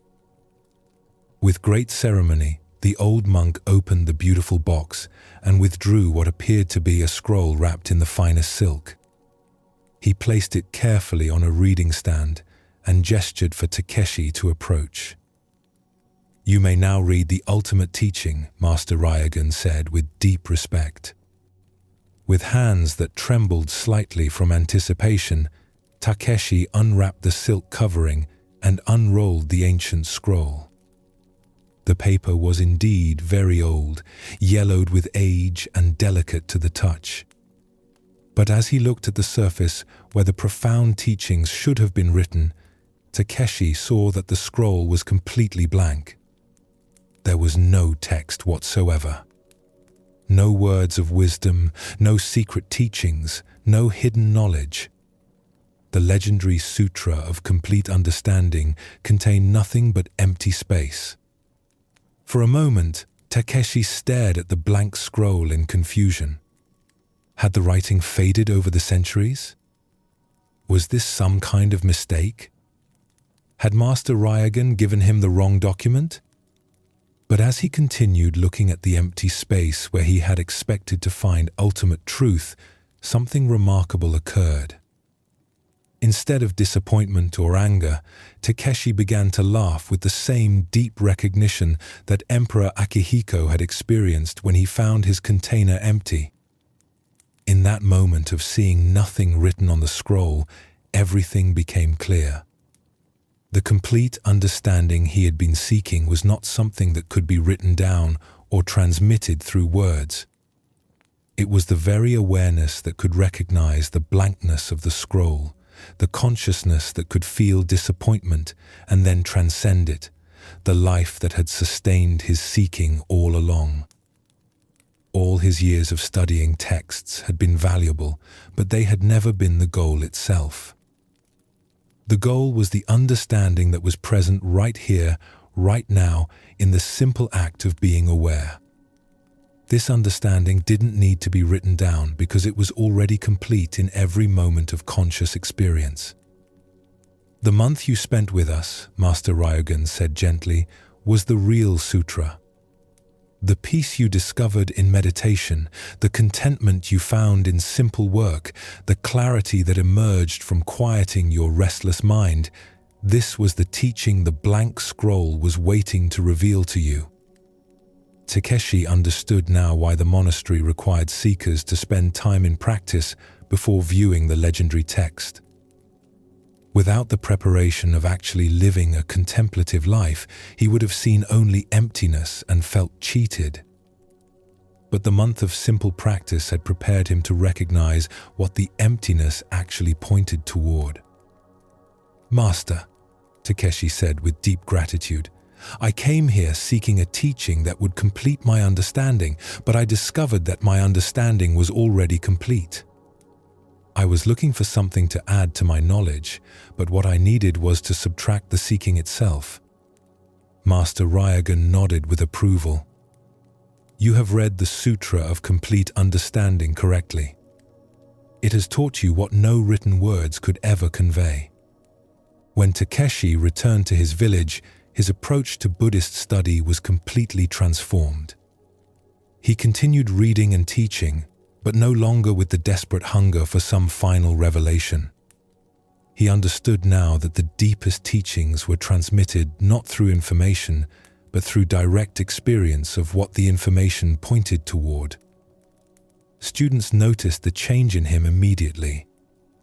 Where once his teaching had been brilliant but somehow dry, now it carried a quality of presence and authenticity that touched people's hearts as well as their minds. When they asked him about this transformation, he would tell them about his journey to find the legendary sutra. "I traveled to the ends of the earth seeking ultimate truth," he would say, "and discovered that it was right here all along, closer than my own breath." The most profound teaching is often the recognition that we already understand everything we need to know. In his later years, Takeshi would sometimes take advanced students on the same difficult journey to the mountain monastery, preparing them for their own encounter with the blank scroll. Most who were ready for the teaching would have the same moment of laughing recognition he had experienced. They would return transformed, not by acquiring new knowledge, but by recognizing the completeness of what they already were. Both the emperor with his empty container and the scholar with his blank scroll discovered the same liberating truth. What we most deeply seek is not hidden somewhere else, waiting to be found, but present right here in our immediate experience, waiting to be recognized. This teaching strikes at the heart of how we typically approach spiritual growth, happiness, and fulfillment.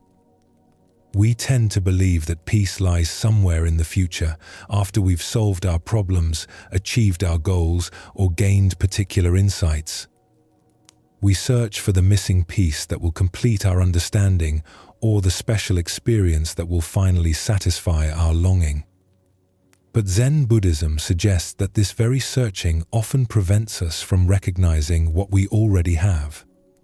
The awareness that seeks is the awareness that finds. The consciousness that feels incomplete is already complete in its capacity to experience incompleteness. The life that longs for meaning is already meaningful in its very ability to long. This doesn't mean we should stop growing, learning, or working toward positive changes in our lives. Takeshi continued his scholarly work, and the emperor continued ruling his kingdom. But both discovered that their deepest satisfaction came not from achieving something new, but from recognizing the fullness of what was already present. As you settle into sleep tonight, you might gently consider what you've been seeking that could already be here.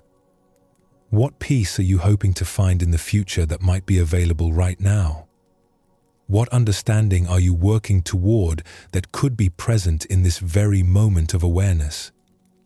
The blank scroll and empty container remind us that sometimes the most profound teachings come through subtraction rather than addition, through recognizing what we already are rather than trying to become something different. Your awareness right now, tired and ready for rest, is not lacking anything essential. The consciousness that experiences sleepiness, the life force that has carried you through this day, the simple presence that notices your breathing, this is not a stepping stone to something better. This is the destination itself, already complete, already perfect, already at peace. Let your body release completely now into the support beneath you. Feel your breathing slow and deepen naturally. Trust that the rest you seek is not something you must achieve, but something you can simply allow, knowing that the awareness that receives sleep is the same awareness that receives all experiences, complete, whole, and fundamentally at peace exactly as it is. In Zen Buddhism, this recognition that what we seek is what we already are is not the end of practice, but the beginning of authentic living. When we stop looking elsewhere for completion, we can finally appreciate the extraordinary ordinariness of each moment, finding infinite richness in the simple fact of being aware, being alive, being here now. High in the mountains where clouds drifted between ancient peaks and the air carried the scent of pine and mountain herbs, there stood a monastery known for the dedication of its students. Among these earnest practitioners lived a young monk named Joshin, who had been struggling with his meditation practice for many months. Joshin's problem was not lack of effort or commitment. He sat for hours each day in the meditation hall, his posture straight and his attention focused. He followed all the instructions he had received from his teachers. He studied the classical texts and participated faithfully in all the monastery's activities. Yet despite all his sincere efforts, inner peace seemed to elude him like water slipping through his fingers. The harder Joshin tried to achieve a calm mind, the more agitated his thoughts became. When he attempted to concentrate on his breathing, his mind would wander to concerns about whether he was breathing correctly.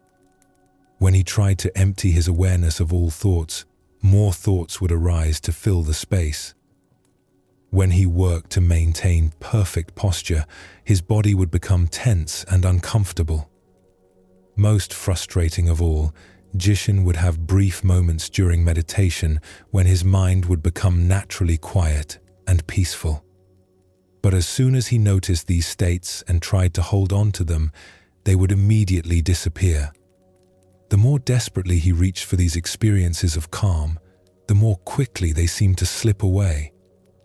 This pattern of grasping and losing began to dominate not just Joshin's meditation practice, but his entire approach to life. He would have pleasant conversations with other monks, then spend hours afterward trying to recreate the exact conditions that had made those interactions so enjoyable. He would experience moments of appreciation for the natural beauty around the monastery, then exhaust himself attempting to manufacture those same feelings of wonder. After one particularly frustrating meditation session where he had spent the entire hour fighting with his restless mind, Joshin decided to seek guidance from Master Sogen, the elderly teacher who was respected throughout the region for his deep understanding and gentle wisdom. Master Sogen lived in a small hut at the edge of the monastery grounds, surrounded by a simple garden where he grew vegetables and tended flowering plants. When Joshin approached his dwelling that afternoon, he found the old teacher sitting quietly outside, drinking tea and watching white clouds drift slowly across the blue sky. "Master," Joshin said, bowing respectfully and settling onto the ground beside the teacher's bench, "I need your help. I have been practicing meditation faithfully for many months, but I cannot seem to find the lasting peace that other students describe. Every time I experience a moment of calm, I try to hold on to it, but it disappears immediately. How can I learn to maintain peaceful states of mind?" Master Sogen continued looking up at the sky for a long moment before responding. When he finally spoke, he gestured toward a particularly beautiful cloud that was floating above them, its edges illuminated by the afternoon sunlight. "Look at that cloud," the master said gently. "Do you see how gracefully it moves across the sky?" Joshin looked up and admired the cloud's elegant shape and the way it seemed to glow with inner light. "Yes, master. It's very beautiful." "Tell me," Master Sogen continued, "is that cloud trying to hold on to the sky?" The question puzzled Joshin.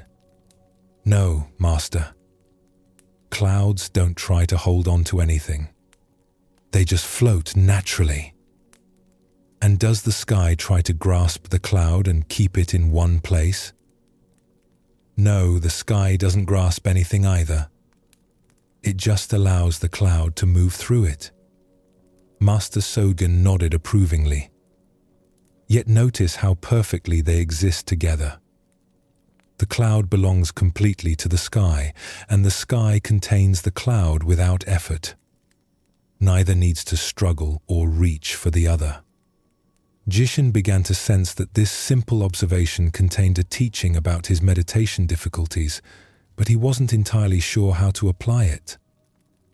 "Your peaceful mind," Master Sogen explained, "is like the sky. And your thoughts and experiences are like clouds that pass through this sky. When you try to grasp the peaceful moments and make them permanent, you are like someone trying to capture clouds with their hands." The master picked up a handful of air and opened his palm, showing its obvious emptiness. "The harder you squeeze, the more surely whatever you're trying to hold will slip away."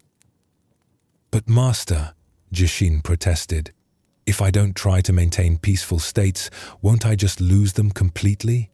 "Watch the cloud again," Master Sogen said, pointing to the same white formation that was now drifting toward the western horizon. "Is it lost because it's moving? Is its beauty diminished because it's not permanent?" As Joshin observed the cloud's gradual movement across the vast sky, he began to understand something profound.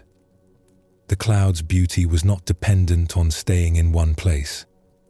In fact, its graceful movement was part of what made it so lovely to watch. And the sky's spaciousness was not threatened by the cloud's eventual disappearance. The sky remained perfectly itself, whether it contained many clouds, few clouds, or no clouds at all. "The peace you seek," Master Sogen continued, "is not a particular state that comes and goes like a cloud. It is the sky itself, the spacious awareness that remains unchanged whether it contains peaceful thoughts or agitated thoughts, pleasant experiences or difficult ones." Over the following days, Joshin experimented with this new understanding during his meditation practice. Instead of trying to create peaceful states, he practiced resting in the awareness that could observe all states without being disturbed by them. Instead of grasping for calm experiences, he learned to appreciate the spaciousness that contained both calm and restlessness equally. The change in his practice was remarkable. When peaceful moments arose naturally, Joshin could enjoy them fully without the anxiety of trying to make them permanent. When agitated thoughts appeared, he could watch them pass through his awareness like clouds through sky, knowing that their presence didn't threaten his fundamental peace. One morning several weeks later, while sitting in meditation and watching thoughts arise and dissolve in the spaciousness of awareness, Joshin had a profound realization. He saw clearly that he had been seeking something he already possessed. The peaceful awareness he had been trying so hard to achieve was the very awareness that had been seeking peace all along. "I was like someone searching everywhere for their own eyes," he later told Master Sogen. "The peace I wanted was the peace I already was." From that day forward, Jishin's approach to meditation and life transformed completely. He continued his regular practice, but without the desperate grasping that had previously made it such a struggle. He could appreciate beautiful moments without trying to capture them, and weather difficult periods without feeling they threatened his essential well-being. Other monks began to notice the change in Joshin. Where once he had seemed tense and driven, now he moved with natural ease. His presence became calming to others, not because he was working to be peaceful, but because he had stopped interfering with the peace that was naturally present. Years later, when Joshin became a teacher himself, students would often come to him with the same grasping approach to meditation that had once caused him so much frustration. He would take them outside and point to the sky, sharing Master Sogen's teaching about clouds and space. "Stop trying to catch the wind," he would tell them, "and you will discover that you are the stillness through which all movement passes. Peace is not something you achieve, but something you already are when you stop trying to be something else." This simple teaching about clouds and sky reveals one of Zen Buddhism's most practical insights for daily life. We often approach happiness, love, success, and even spiritual growth with a grasping attitude, trying to capture and permanently possess experiences that are naturally fluid and changing. But just as clouds cannot be held without destroying their beauty, the experiences we most treasure often lose their magic when we try to grasp them too tightly. A peaceful moment becomes anxious when we worry about losing it. A joyful experience becomes desperate when we try to make it last forever. Love becomes possessive when we attempt to control it rather than allowing it to flow naturally.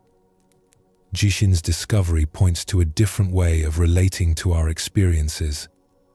Instead of trying to be the cloud, we can learn to rest as the sky. Instead of identifying with the changing contents of our awareness, we can recognize ourselves as the awareness itself, which remains spacious and undisturbed regardless of what it contains. This doesn't mean becoming passive or indifferent to life's experiences. Clouds add beauty and variety to the sky, just as thoughts, emotions, and experiences add richness to our lives. But when we understand ourselves as the sky rather than the clouds, we can appreciate everything more fully because we're not desperately trying to control what naturally changes. In a bustling market town where merchants hawked their wares and travelers stopped to rest on their journeys, there lived a man named Rioan who owned nothing but the simple clothes on his back and a small wooden bowl for collecting food or alms. Most people in the town considered him one of the poorest individuals they had ever encountered, yet those who took time to observe him closely noticed something puzzling. Ryokan seemed happier and more content than many of the wealthy merchants and comfortable citizens around him. Ryokan had not always lived this way. Years earlier, he had been a successful rice trader with a thriving business, a large house, and a reputation for shrewd dealing that brought him considerable wealth. But a series of bad harvests, dishonest partners, and unfortunate investments had cost him everything. By the time his financial collapse was complete, he had lost not only his possessions, but also his wife, who left him for a more prosperous merchant, and most of his friends, who distanced themselves from his misfortune. What remained after this total loss was something Ryokan had never expected: a profound sense of freedom. Without possessions to protect, investments to worry about, or social status to maintain, he discovered a lightness and simplicity that he had never experienced during his years of prosperity. Each morning, Ryokan would wake wherever he had found shelter the night before, sometimes in the doorway of a closed shop, sometimes under the eaves of a temple, sometimes in a grove of trees outside the town.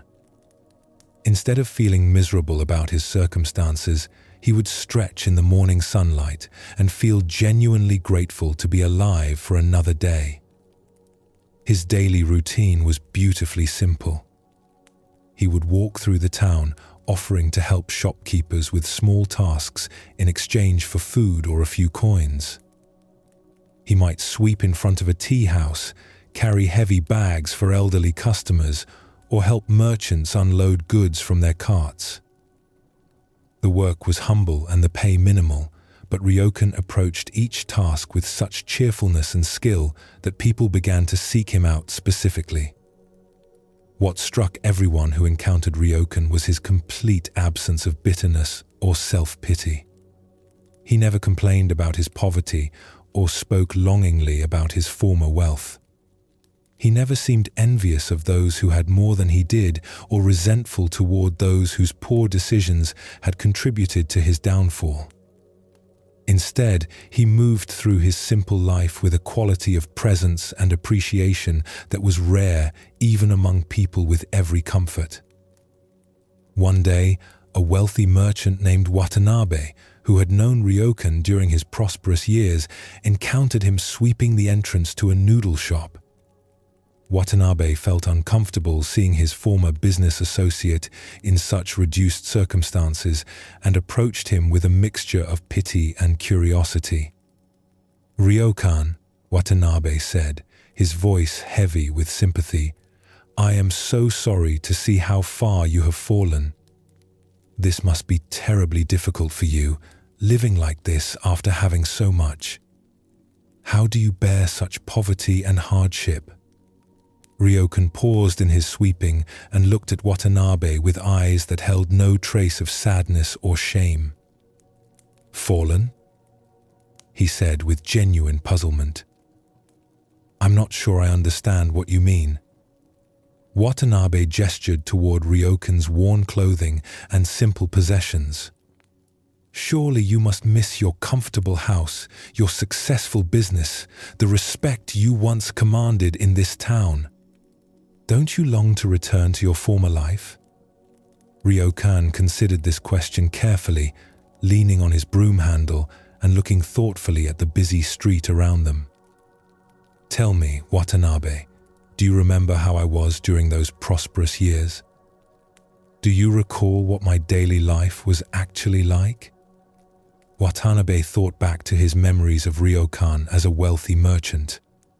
"Well, you were successful and respected. You had fine clothes and ate at the best restaurants. People sought your advice on business matters." "Yes," Ryokan nodded. "But do you remember how I felt? Do you recall my state of mind during those years?" As Watanabe searched his memory more carefully, he began to remember details he had forgotten. Ryokan, as a wealthy man, had been constantly anxious about his investments, perpetually worried about competition from other traders, and frequently angry when deals didn't work out as planned. He had often complained about the stress of managing his business and the difficulty of knowing who his real friends were among those who sought his favor. "I suppose you did seem rather stressed and worried much of the time," Watanabe admitted. Ryokan smiled gently. "I was miserable, my friend. I had everything I thought I wanted, but I spent every day afraid of losing it. I worried constantly about the future, regretted past decisions, and was never able to simply enjoy the present moment. I was wealthy in possessions but poor in peace. He gestured to the simple scene around them, the warm sunlight on the street, the pleasant sounds of people going about their daily business, the satisfying work of making something clean and orderly. "Now look at my life," Ryokan continued.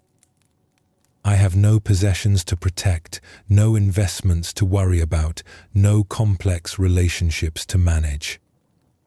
When I'm hungry, I find food. When I'm tired, I rest. When work needs to be done, I do it with full attention. When the day is beautiful, I appreciate its beauty completely.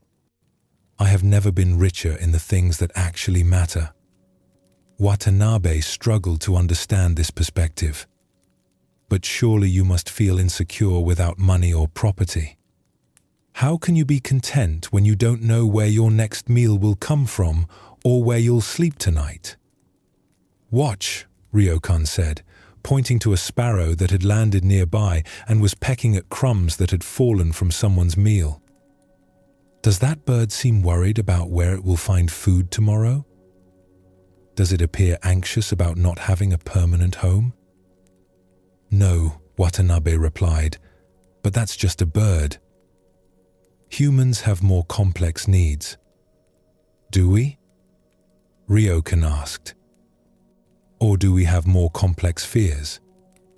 That sparrow needs food, shelter, and safety just as I do. The difference is that the sparrow doesn't spend its energy worrying about needs that aren't present in this moment. It doesn't exhaust itself planning for disasters that may never occur." Over the following months, Watanabe found himself observing Ryokan more carefully whenever their paths crossed in the town. He began to notice details that challenged his assumptions about poverty and prosperity. He saw that Ryokan ate his simple meals with greater appreciation than most wealthy people brought to their elaborate banquets. He observed that Ryokan slept more peacefully under the stars than many rich merchants slept in their comfortable beds, tossing and turning with worry about their businesses. He noticed that Ryokan's friendships, though few, were deeper and more genuine than the complex web of obligations and calculations that characterized most business relationships. Most remarkably, Watanabe began to see that Ryokan possessed a quality of presence and joy that made him genuinely attractive to others, not because of what he could provide them, but simply because of who he was. Children would run to greet him when they saw him in the street. Elderly people would seek out his company for conversation. Even other merchants, despite his poverty, would pause in their busy lives to exchange friendly words with him. One evening, Watanabe encountered Ryokan sitting beside the river that flowed past the town, watching the sunset paint the sky in brilliant colors. Unable to contain his curiosity any longer, Watanabe sat down beside him. "Ryokan," he said, "I have been thinking about our conversation many weeks ago. I must admit that I don't understand how you can be so content with so little. Can you help me understand what I'm missing?" Ryokan continued watching the changing colors in the sky as he replied, "What do you think I lack right now, in this moment?" Watanabe looked around at the simple scene, two men sitting by a river, watching a beautiful sunset. "Well, you don't have a house to return to, fine food waiting for dinner, comfortable beds to sleep in, or money in your pocket." "True," Ryokan agreed, "but I also don't have mortgage payments to worry about, business problems keeping me awake at night, employees depending on me for their livelihood, or the constant pressure to maintain an image of success. And right now, I have everything I actually need: a healthy body, a peaceful mind, and one of the most beautiful sunsets I have ever witnessed." He turned to look directly at Watanabe. "Tell me honestly, When was the last time you sat still long enough to really watch a sunset?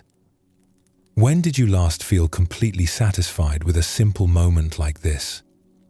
Watanabe realized with some embarrassment that he couldn't remember the last time he had done either of those things. His life was so filled with activities and concerns that he rarely paused to appreciate simple pleasures, and his mind was so focused on acquiring more or protecting what he had that satisfaction always seemed just out of reach. "I think I'm beginning to understand," Watanabe said slowly. "You're saying that contentment doesn't depend on having particular things, but on appreciating what's already present." "Exactly," Rioan replied. "I spent years thinking that happiness would come when I had enough money, enough success, enough security. But enough kept changing as my circumstances changed. There was always something more I needed before I could be truly content." The sun had now set completely, and the first stars were beginning to appear in the darkening sky. "When I lost everything I thought I needed for happiness," Rioan continued, "I discovered that happiness had been available all along. It wasn't hidden in my possessions or my achievements. It was right here, in the simple fact of being alive and aware in this moment." From that evening forward, Watanabe's perspective on wealth and poverty began to shift dramatically. He started taking time each day to appreciate simple pleasures that he had previously taken for granted. The taste of his morning tea, the feeling of sunlight on his face, the satisfaction of completing a day's work well. He also began to notice how much of his life energy was consumed by anxiety about protecting and increasing his wealth, and how this constant worry prevented him from enjoying what he already had. Gradually, he learned to hold his possessions more lightly, appreciating them when they were present, but not allowing his happiness to depend entirely on keeping them.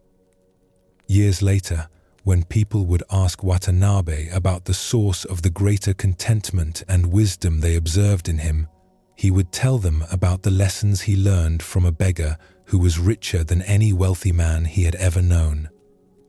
"True prosperity," he would say, "is not having everything you want, but wanting nothing more than what you have." Ryokan's story reveals another facet of the peace that needs nothing. While Joshin learned not to grasp for particular mental states, Ryokan discovered that contentment doesn't depend on external circumstances being arranged in any particular way. Both teachings point to the same fundamental insight of Zen Buddhism, that our deepest satisfaction comes not from getting what we think we need, but from recognizing the completeness that's already present in simple awareness itself. This understanding challenges one of the most persistent beliefs in human culture, that happiness depends on having the right combination of external conditions. We tend to think that we'll be content when we have enough money, the right relationship, better health, more success, or fewer problems. But both the cloud-watching monk and the contented beggar discovered that peace is available right now, independent of whether our circumstances match our preferences. This doesn't mean we should stop working toward reasonable goals or taking care of our practical needs. Joshin continued his meditation practice, and Ryokan continued seeking food and shelter. But both learned that their fundamental well-being didn't depend on these activities succeeding in any particular way. The sparrow that Ryokan pointed to offers a perfect example of this principle. Birds work diligently to find food and build nests, but they don't seem to suffer from anxiety about whether their efforts will be successful. They respond appropriately to their immediate needs, without exhausting themselves with worry about distant possibilities. Human beings have the unique gift of being able to plan for the future and learn from the past, but this same capacity can become a source of suffering when we use it to constantly compare our present circumstances to imagined alternatives. We can spend so much energy wishing things were different that we miss the beauty and sufficiency of what's actually here. As you settle deeper into rest tonight, you might gently notice what you've been waiting for in order to be content. What conditions do you believe need to be met before you can truly relax and feel satisfied? See if you can practice Ryokan's discovery, finding completeness in this simple moment of rest, independent of whether tomorrow brings what you hope for or prefer. Both stories in tonight's teaching point to the same liberating truth. The peace you seek doesn't need to be earned, achieved, or acquired. It's the natural state of awareness when it stops reaching for something else, stops grasping for different conditions, stops waiting for a better moment to be satisfied. Like the sky that contains all clouds without being disturbed by any of them, like the sparrow that meets each moment's needs without anxiety about the future, your own deepest peace is always available, needing nothing added to be complete. Let your breathing slow even more now. Feel your body releasing completely into the support beneath you. Rest in the awareness that needs no particular experience to be at peace, that finds sufficiency in the simple fact of being aware, being alive, being here now. In Zen Buddhism, this recognition that peace needs nothing is not a philosophy to believe, but a reality to experience directly. Tonight, as sleep comes naturally without your effort or control, you can practice this same trust in the completeness of each moment, knowing that awareness itself is already whole, already satisfied, already home. In a rural valley where rice fields stretched between rolling hills and the seasons followed their ancient rhythm, there lived a farmer named Ichiro who had worked the same land for over 40 years. His fields had been passed down through generations of his family, and he knew every inch of the soil as intimately as he knew the lines on his own weathered hands. Ichiro was respected throughout the region not only for his skill as a farmer, but for something more unusual, his remarkable equanimity in the face of whatever weather and circumstances each season brought. While other farmers in the valley would become anxious during droughts, angry during floods, and despairing when insects destroyed their crops, Ichiro seemed to maintain the same calm presence whether his harvests were abundant or meager. This steadiness had not always been part of Ichiro's character. In his younger years, he had been as reactive as any other farmer to the unpredictable challenges of agricultural life. A late spring frost that damaged his seedlings would send him into days of bitter complaints about his bad luck. A summer drought would keep him awake at night, worrying about his family's financial security. Heavy rains that flooded his fields would trigger outbursts of anger at the unfairness of nature. The transformation in Ichiro's character had begun 20 years earlier, during what the local people still remembered as the worst growing season in living memory. That year, every possible agricultural disaster had seemed to strike his valley in succession, as if nature were testing the limits of human endurance. The season had started with a late, harsh winter that prevented proper soil preparation. When spring finally arrived, it brought flooding that washed away many of the seeds Ichiro had managed to plant. The floods were followed by an unusual cold snap that killed most of the seedlings that had survived the water damage. Summer brought the opposite extreme, a severe drought that lasted for months, withering the few plants that had managed to establish themselves. When the rains finally returned in early autumn, they came with violent storms that included hail large enough to destroy whatever crops had somehow endured the earlier challenges. By harvest time, Ichiro had lost nearly everything. His rice yield was less than 10% of a normal year, barely enough to feed his family through the winter, with nothing left over to sell or save for the following season's planting.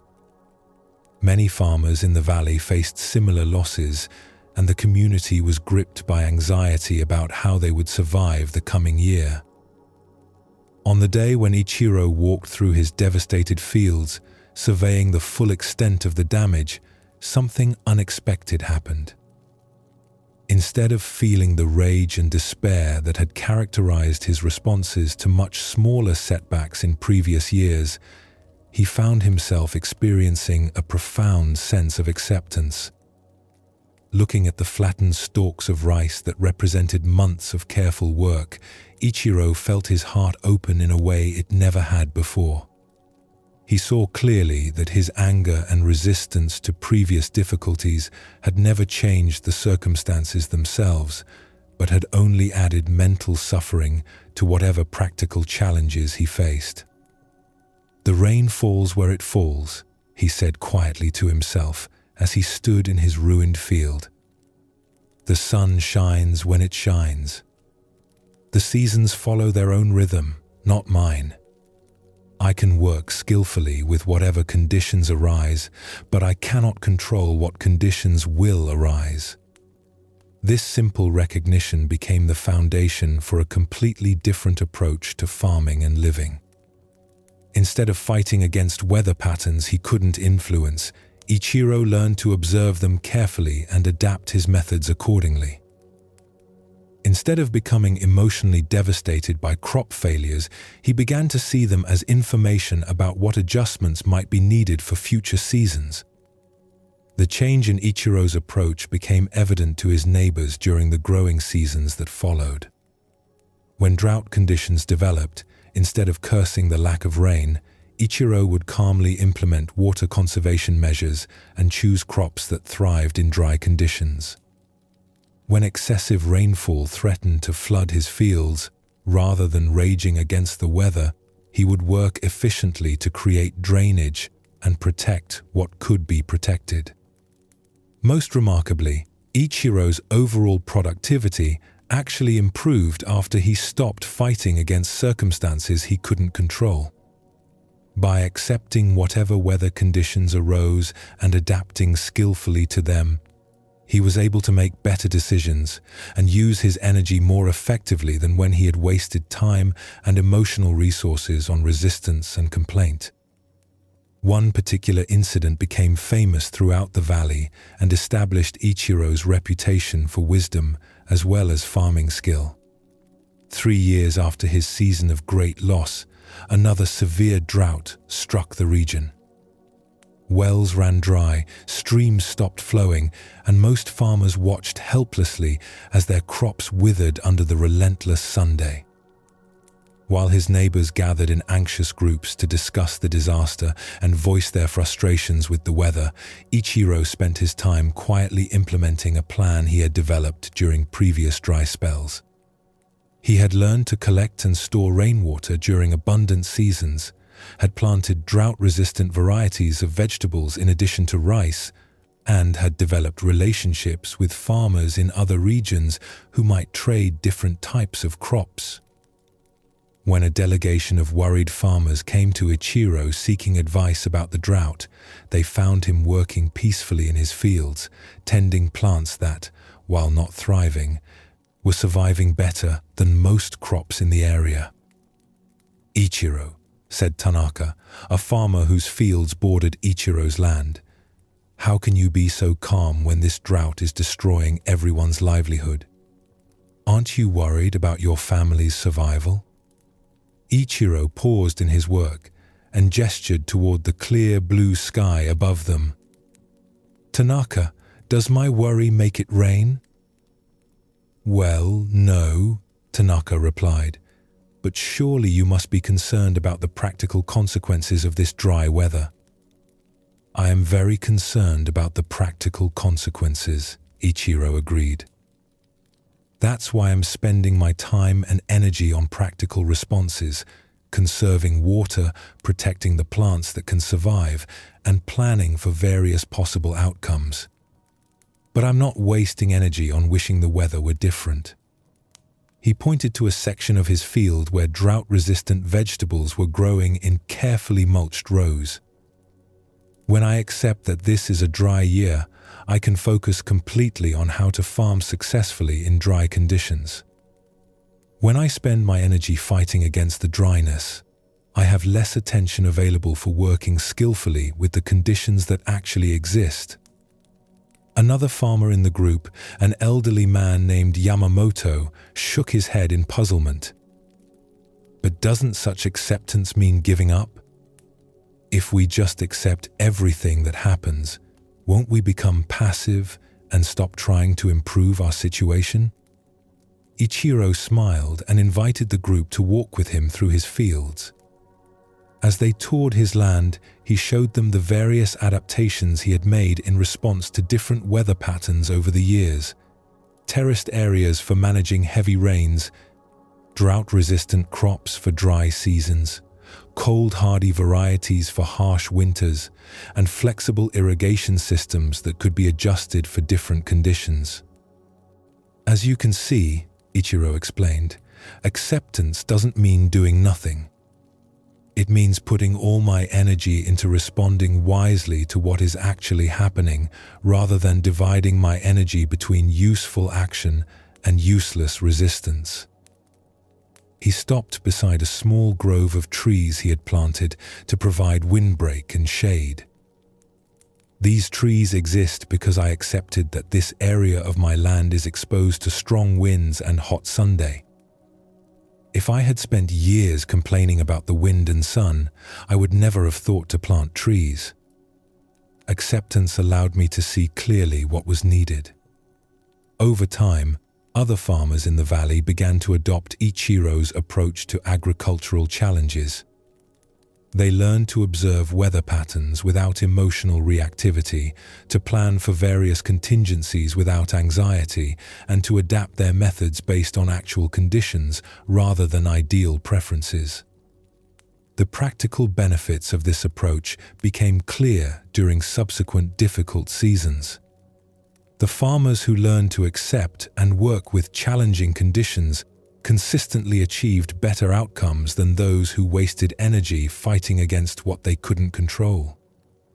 But beyond the practical improvements, those who adopted Ichiro's philosophy reported something even more valuable, a profound reduction in the stress and emotional suffering that had previously accompanied every agricultural challenge.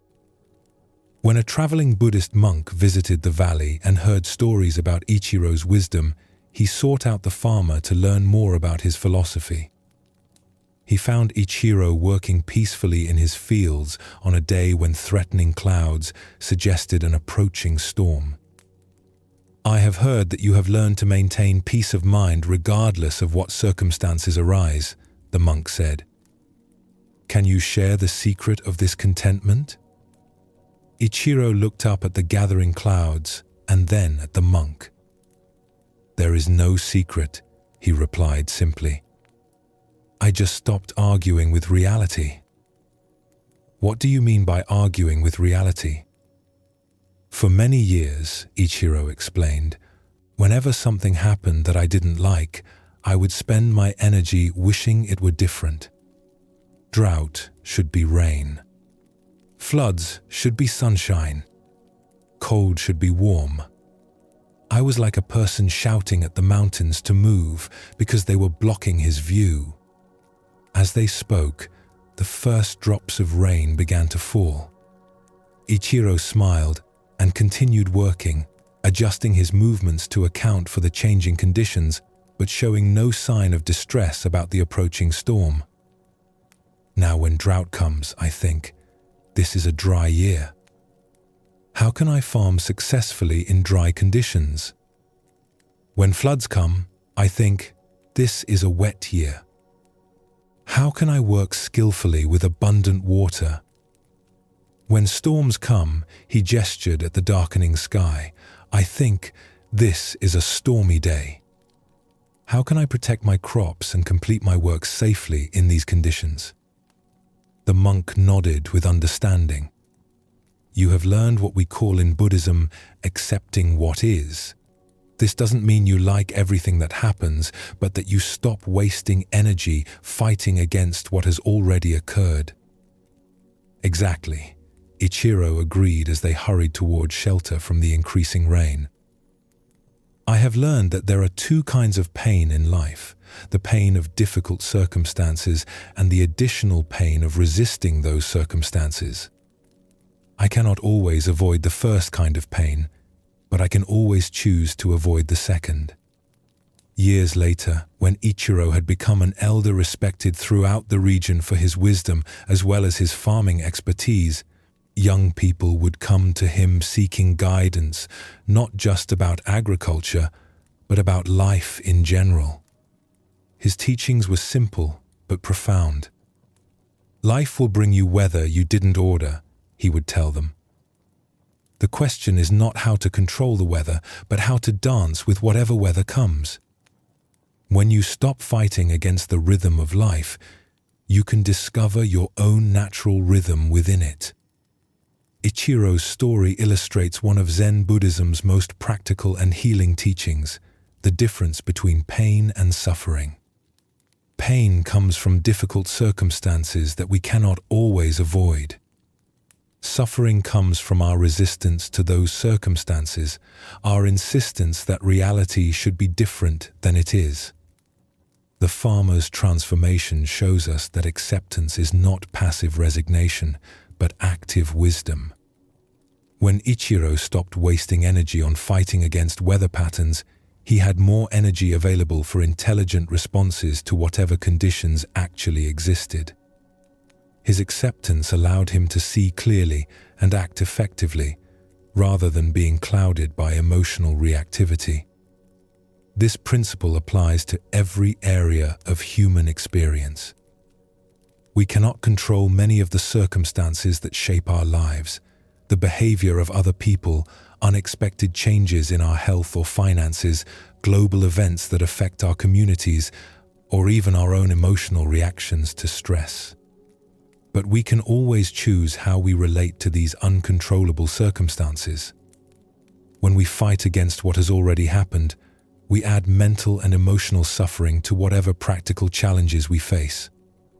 When we accept what is while working skillfully with present conditions, we often discover resources and possibilities that resistance had hidden from our view. This doesn't mean we should never work to change difficult situations or that we should become indifferent to injustice and unnecessary suffering. Ichiro continued to farm actively and sought to improve his methods. But he learned to distinguish between useful action and useless resistance, between responding to reality and arguing with it. Tonight, as you prepare for rest, you might gently notice what aspects of your current situation you've been fighting against. What circumstances have you been wishing were different, perhaps burning energy on resistance that could be directed towards skillful response? See if you can practice Ichiro's wisdom, accepting what is while remaining fully engaged with life as it actually unfolds. At a mountain monastery where winter brought months of deep snow and bitter cold, there lived a young student named Sato who had been struggling with periods of deep melancholy and emotional darkness that seemed to descend upon him without warning or apparent cause. These episodes would arrive like sudden weather changes, transforming Sato's normally cheerful disposition into something heavy and grey. During these times, he would lose interest in his studies, find no pleasure in activities he usually enjoyed, and feel as though a thick fog had settled over his mind, making even simple tasks feel overwhelming and difficult. Sato had tried many approaches to combat these dark moods. He would force himself to maintain his usual schedule, hoping that activity would lift his spirits. He would attempt to think positive thoughts, trying to argue his way out of the melancholy through logic and willpower. He would sometimes isolate himself completely, believing that solitude would allow the darkness to pass more quickly. None of these strategies seemed to help. In fact, his efforts to fight against the dark periods often seemed to make them worse, adding frustration and self-criticism to the already difficult experience of feeling emotionally heavy and disconnected. The monastery where Sato lived was known for its wise and compassionate teachers, but he felt embarrassed about his struggles with melancholy. In a community dedicated to cultivating peace and joy, he worried that his periodic darkness indicated some fundamental failure in his spiritual development. Master Daisetsu, the elderly abbot of the monastery, was renowned for his deep understanding of the human mind and heart. Students from many regions sought his guidance for dealing with difficult emotions and mental states. But Sato had always hesitated to approach him, fearing that the master would judge his struggles as evidence of inadequate practice or commitment. One winter morning, during a particularly intense period of melancholy that had lasted for several weeks, Sato was walking slowly through the monastery's snow-covered gardens when he encountered Master Daisetsu sitting peacefully on a bench, apparently enjoying the cold, clear air and the beauty of the snow-laden trees. "Good morning, Sato," the master said with warmth that contrasted sharply with the young man's inner gloom. "Come sit with me and watch the snow fall." Sato approached hesitantly and settled beside the master on the cold wooden bench. They sat in silence for several minutes, watching large snowflakes drift down from the grey sky and settle on the branches of the pine trees around them. "Master," Sato finally said, his voice heavy with the weight he had been carrying, "I must ask for your guidance. I have been practicing here for 3 years, but I still experience periods of darkness that seem to come from nowhere and resist all my efforts to overcome them. I fear that I am not suited for this path, or that some flaw in my character prevents me from finding the lasting peace that other students achieve." Master Daisetsu continued watching the falling snow as he replied, "Tell me, Sato, what do you think of this winter weather?" The question puzzled Sato. "I'm not sure what you mean, Master. Do you think this snow is a mistake? Do you believe winter is a flaw in the natural order that should be corrected?" "No, of course not," Sato replied. "Winter is natural. Snow is beautiful in its own way.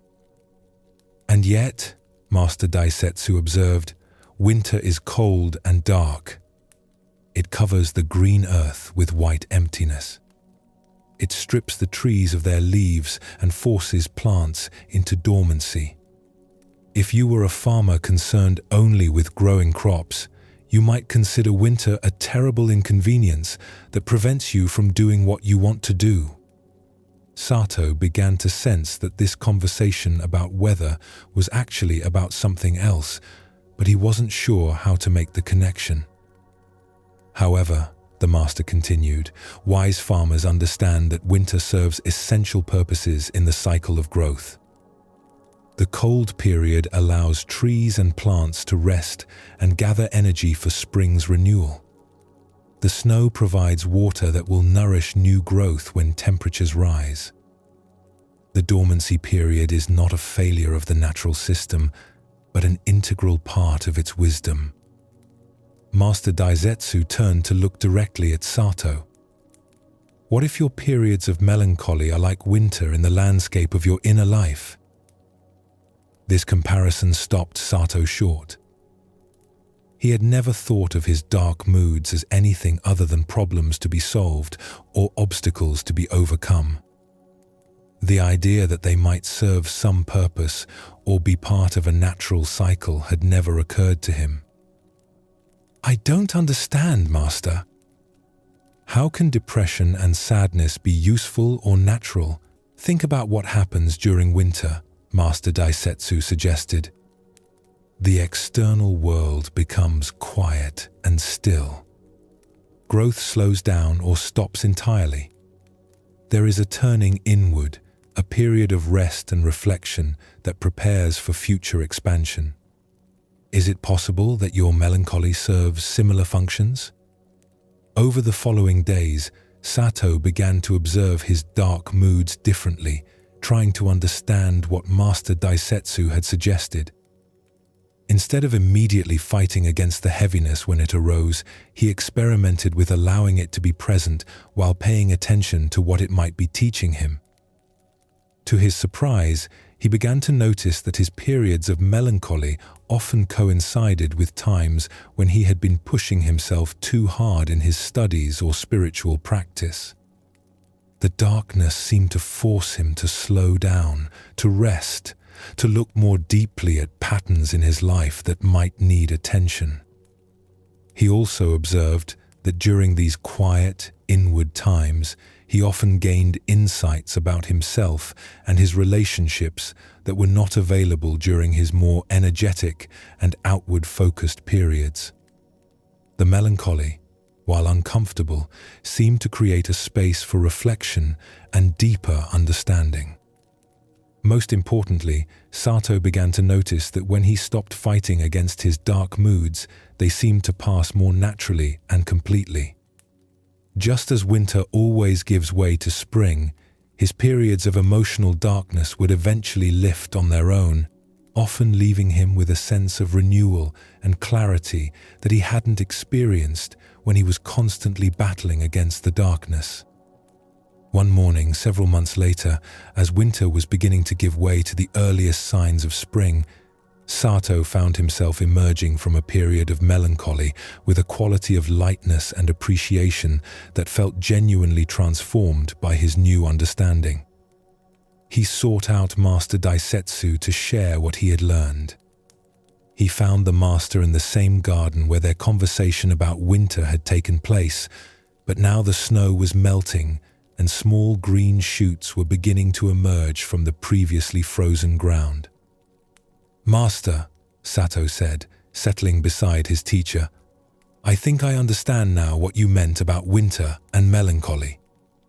When I stopped trying to force my sad moods away and instead learned to rest in them like trees rest in winter, something shifted. The darkness began to feel less like an enemy and more like a teacher." Master Daisetsu smiled with approval. "And what has this teacher shown you?" "It has shown me that I don't have to be afraid of difficult emotions," Sato replied. "When I welcome sadness with the same acceptance that the earth welcomes winter, it can do its work and then pass naturally. When I fight against it, I get stuck in resistance that prolongs the very experience I'm trying to avoid." He pointed to the emerging green shoots around them. "I also learned that periods of inner quiet and darkness often precede new growth, just like winter prepares for spring.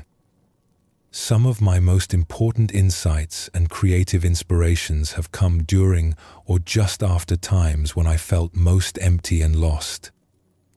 "Yes," Master Daisetsu agreed. "You have discovered that the full spectrum of human emotional experience has its place in a life well lived. Just as a landscape needs both summer and winter to maintain its health and beauty, your inner life benefits from the full range of seasons." Over the following years, as Sato continued his practice at the monastery, his relationship with difficult emotions became one of his greatest strengths as a student and eventually as a teacher. He learned to welcome sadness, anxiety, anger, and confusion with the same openness that he brought to joy, peace, love, and clarity. This didn't mean that difficult emotions became pleasant or that he looked forward to periods of struggle. But he no longer added suffering to pain by fighting against what was naturally arising in his consciousness. Like a skilled gardener who works harmoniously with all seasons, Sato learned to find appropriate responses to whatever emotional weather was present. When other students came to him struggling with their own difficult emotions, he would share the wisdom of winter acceptance. "Don't try to skip winter and go straight to spring," he would tell them. "Winter has its own gifts and its own necessity. When you learn to rest in darkness as peacefully as you rest in light, you discover that your true nature is the awareness that remains unchanged through all seasons of experience. Sato's story reveals another dimension of the acceptance that Zen Buddhism teaches. While Ichiro learned to accept external circumstances beyond his control, Sato discovered how to embrace the internal weather of emotions and mental states that arise without our choosing. Many of us have been taught to view difficult emotions as problems that need to be fixed immediately. We live in a culture that often treats sadness, anxiety, anger, or confusion as signs of failure or dysfunction, rather than natural responses to the challenges and changes that life brings. But just as winter serves essential functions in the natural world, difficult emotions often carry important information and serve necessary purposes in our psychological and spiritual development. Sadness can help us process loss and change. Anxiety can alert us to genuine concerns that need attention. Anger can signal when our boundaries are being violated. Confusion can indicate that we're encountering something new that requires deeper understanding. The key insight that Sato discovered is that fighting against difficult emotions often prolongs and intensifies them. When we try to force ourselves out of sadness or push away anxiety through sheer willpower, we often create additional layers of frustration and self-criticism that make the original difficulty worse. Acceptance of emotional states doesn't mean we become passive or stop taking care of our mental health. Just as farmers continue to work skillfully during winter while accepting the season's limitations, we can take appropriate action to support ourselves during difficult emotional periods while allowing the experience to unfold naturally. This might mean seeking professional help when depression becomes severe, practicing stress reduction techniques during anxious periods, or expressing anger in healthy ways when it arises. But it also means trusting that emotional weather, like atmospheric weather, has its own natural cycles that don't require our constant management and control. Tonight, as you prepare for the rest your body and mind need, you might practice both forms of acceptance that these stories illustrate. Notice any external circumstances from your day that you've been resisting, and see if you can release the struggle against what has already occurred. Also, observe any internal states that you've been fighting against, and experiment with offering them the same welcoming space that winter offers to dormant seeds. Both Ichiro and Sato discovered that acceptance is not surrender, but wisdom, not giving up, but giving in to the natural flow of life. When we stop expending energy on fighting against what is already present, that energy becomes available for creativity, healing, and authentic response to whatever each moment offers. Let your breathing become even slower and deeper now. Feel your body settling completely into relaxation. Rest in the understanding that this moment, exactly as it is, with whatever thoughts or feelings or circumstances it contains, is perfectly acceptable. You don't need to change anything about your current experience to be worthy of rest and peace. In Zen Buddhism, this acceptance is sometimes called just this. Not just this, but it should be different, or just this, and I'll work to change it tomorrow, but simply just this. The remarkable discovery that both farmers and monks have made throughout history is that just this is always enough, always complete, always worthy of our full presence and acceptance. Sleep peacefully in this understanding, knowing that whatever dreams or rest or experiences the night brings, your fundamental nature remains like the awareness that observes all seasons without being changed by any of them. This awareness needs no improvement, no adjustment, no different circumstances to be perfectly itself. The acceptance that brings deepest peace is not the acceptance of resignation, but the acceptance of love, meeting life with the same unconditional welcome that space offers to all the various forms that arise within it, finding in this welcome the freedom to respond wisely to whatever each moment presents. In a peaceful valley where a small temple sat beside terraced fields and bamboo groves, the morning had started with the rumble of thunder echoing through the mountains. Dark clouds had gathered before dawn, and lightning had split the sky several times before the storm moved on, leaving the air fresh and clear. Brother Shinron had been sweeping the temple courtyard when the thunder rolled through the valley. Not long after the storm passed, the quiet was suddenly shattered by the thundering sound of hooves. He looked up to see a magnificent horse racing past the temple gates. The animal was running at full speed, its powerful legs carrying it swiftly down the dirt path that wound through the valley. Dust clouds rose behind it as it galloped, and its breathing was labored from the intensity of its pace. The horse's eyes were wide, almost frantic, foam on its mouth, as if it were fleeing from some terrible danger or racing towards some urgent destination. Shinron watched in amazement as the beautiful creature disappeared around a bend in the path, heading toward the mountains beyond. He had never seen a horse run with such desperate intensity, such single-minded focus on getting somewhere else as quickly as possible. A few moments later, Master Aizen emerged from the temple and noticed Shinron standing motionless, still staring down the path where the horse had vanished. "What has captured your attention so completely?" the master asked gently.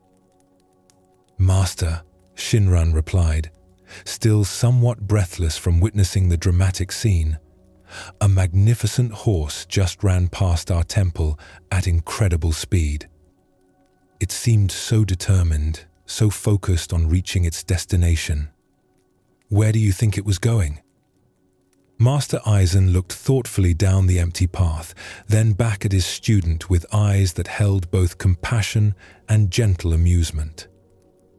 "The horse doesn't know where it's going," he said simply. Shinron looked puzzled. "But Master, it was running so purposefully, with such intensity. Surely it must have been heading somewhere important." "It was running," Master Aizen agreed, "but not because it had chosen a destination. Earlier this morning, there was thunder in the mountains. That sound frightened one horse, which began to run. When other horses saw it running, they started running too, not knowing why, but assuming there must be danger. Now this horse runs because it has learned that when uncertain, the thing to do is run. It runs because all the other horses are running." He paused, watching a cloud drift peacefully overhead. "But the thunder has long since passed. There is no danger. There is nowhere urgent to go. The horse simply doesn't know how to stop running once it has started." The master gestured toward the peaceful temple grounds around them. "Tell me, Shinron, in this moment, do you know where you need to go?" Shinron considered the question. "No, Master. I am here, doing the work that needs to be done here." "Yet how often does your mind run like that horse? How often do your thoughts race from one concern to another, not because there's somewhere they need to go, but simply because thinking has become a habit that doesn't know how to stop?" This question struck Shinron with unexpected force. As he reflected on Master Aizen's words, he began to recognize a familiar pattern in his own mental activity.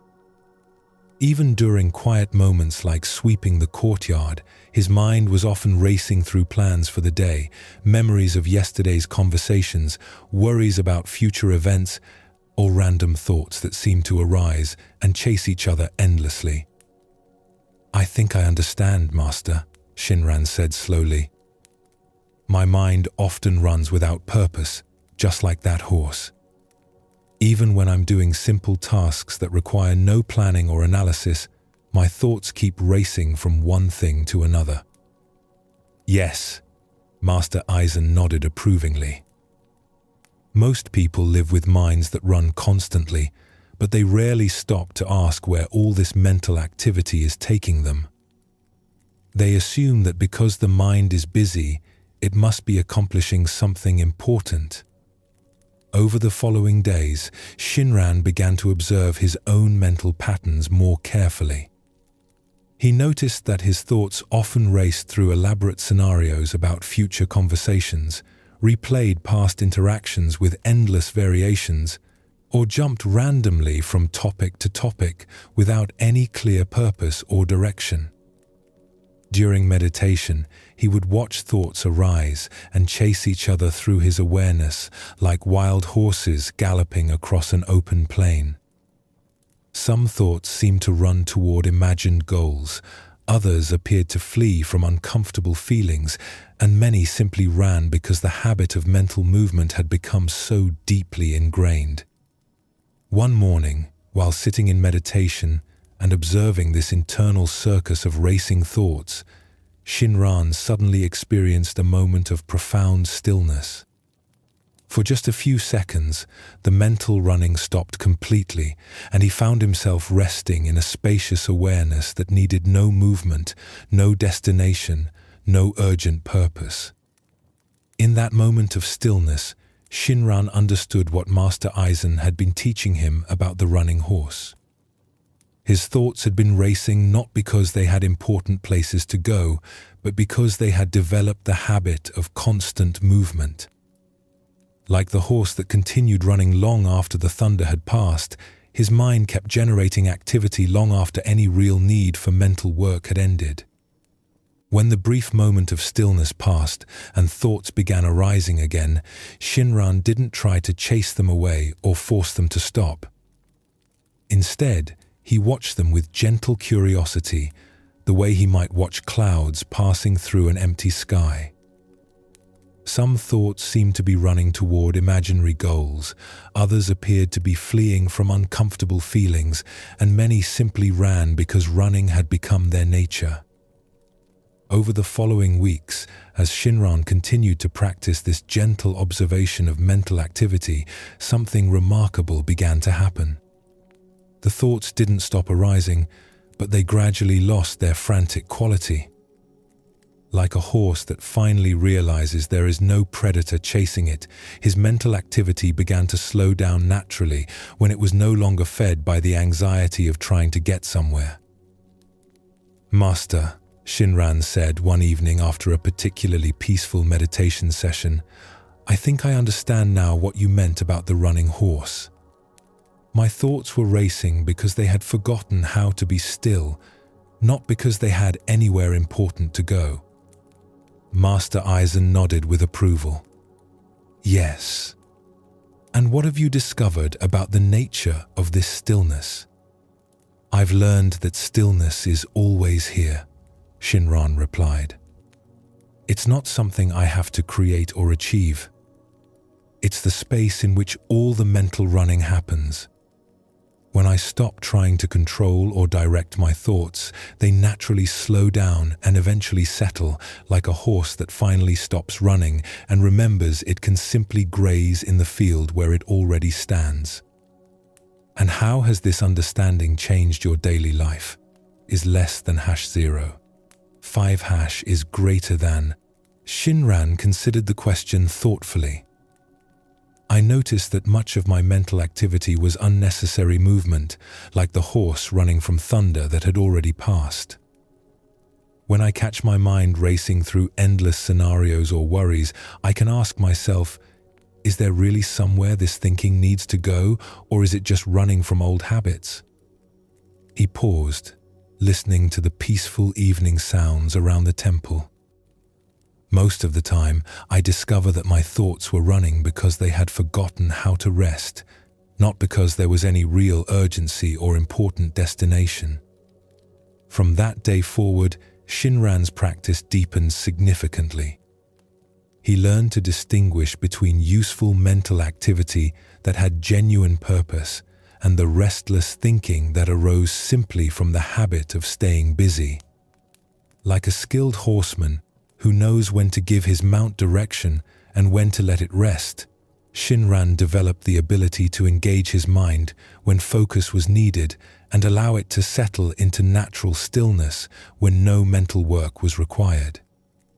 Years later, when other students would come to him struggling with racing thoughts and mental restlessness, Shinron would often tell them about the morning he watched a magnificent horse run past the temple.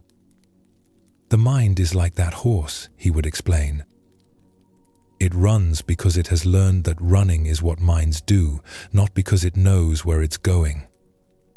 Once you understand that most mental activity is just old habit, you can begin to appreciate the stillness that was always here, waiting beneath all the unnecessary movement. This story of the running horse reveals one of Zen Buddhism's most practical insights about the nature of mind. Most of us live with constant mental activity that feels urgent and important, but much of this thinking is simply habit, like a horse that keeps running long after the original cause for alarm has passed. Our thoughts often race through endless scenarios, replay old conversations, worry about future events, or jump from topic to topic without any clear purpose. We assume this mental busyness is necessary and productive, but when we observe carefully, we often discover that much of it is simply the mind's habit of staying in motion. The thunder that started the horse running represents the various stimuli in our lives that trigger mental activity: stress at work, conflicts in relationships, news about world events, or even just the general pace of modern life. Once our minds learn to race in response to these triggers, they often continue racing even when the original causes are no longer present. Understanding this pattern can be deeply liberating. When we recognize that much of our mental restlessness is habit rather than necessity, we can begin to distinguish between thoughts that serve a genuine purpose and thoughts that are simply running because they've forgotten how to be still. Tonight, as you prepare for rest, you might gently observe your own mental activity. Notice if your thoughts are racing towards some important destination, or if they're simply running because running has become their habit. See if you can find the stillness that Shinron discovered, the spacious awareness that remains peaceful whether thoughts are moving quickly or slowly. As our journey through the wisdom of Zen Buddhism draws to its natural close, you've traveled far tonight. Not in distance, but in understanding. You've discovered that the peace you seek isn't something to achieve through struggle, but something to uncover by releasing what obscures it. Each step of this journey has been a gentle return to what you already knew in your deepest heart, but had perhaps forgotten beneath the noise of daily life. Each story you've heard carries the same gentle truth. The contentment your heart longs for has been here all along, waiting beneath the surface of your searching. The running horse taught you that much of mental activity is simply old habit, thoughts racing not because they have somewhere important to go, but because they've forgotten how to be still. The empty container revealed that what you seek is the very awareness doing the seeking, always present, always complete, never actually missing. The farmer who stopped fighting the weather showed you how to work with life rather than against it. The student who embraced his inner winter discovered that difficult emotions, like harsh seasons, serve purposes we may not immediately understand. The merchant who set down his heavy sacks learned that freedom comes not from accumulating more, but from releasing what we think we cannot live without. The monk with his empty cushion reminded you that spiritual practice is not about becoming someone special, but about gradually letting go of all the ideas we carry about who we think we are. These teachings work not through your effort to remember them, but through their natural resonance with the wisdom you've always carried. Like tuning forks that vibrate in harmony when placed near each other, these ancient insights awaken something in you that has been waiting patiently for recognition. You don't need to force these understandings into your daily life. They will emerge naturally, the way flowers bloom when conditions are right, bringing greater ease to your relationships, your work, and your relationship with yourself. You don't need to remember every detail or solve every problem before you sleep. The profound rest that awaits you comes not from having everything figured out, but from trusting that you can meet whatever arises with the same natural wisdom that beats your heart and breathes your breath without your effort. This trust is not something you must create, but something you can simply stop preventing, like removing the barriers that block sunlight rather than trying to manufacture light. Let your body sink completely into relaxation now. Feel yourself releasing into the support beneath you. Notice how your breathing slows naturally without any effort on your part. This is the same effortless intelligence that the Buddhist masters learned to trust in all areas of life. The Buddhist masters discovered that sleep is not an escape from consciousness, but consciousness returning to its most natural, effortless state. In this sacred rest, you join centuries of seekers who found that the deepest peace comes not from getting what we want, but from recognizing the completeness that needs nothing added to be perfect. As you drift toward sleep, you might sense that you're not losing consciousness, but discovering what consciousness is like when it stops trying to be conscious. This is the same awareness that witnessed all the stories tonight, that felt recognition when truth was spoken, that remains unchanged whether you're awake or asleep. Rest in this awareness now, knowing that it requires nothing from you, asks nothing of you, simply welcomes you home to what you have never actually left. These ancient teachings will continue working in their own way and their own time, like seeds planted in fertile ground. Some insights may blossom tomorrow, others may take weeks or months to fully unfold. Trust this natural timing, just as you trust your body to restore itself during sleep without your conscious management. Your task now is simply to rest, knowing that the awareness which received these stories is already whole, already at peace, already home. Sleep well, and thank you for joining us here at Sleepy Monk.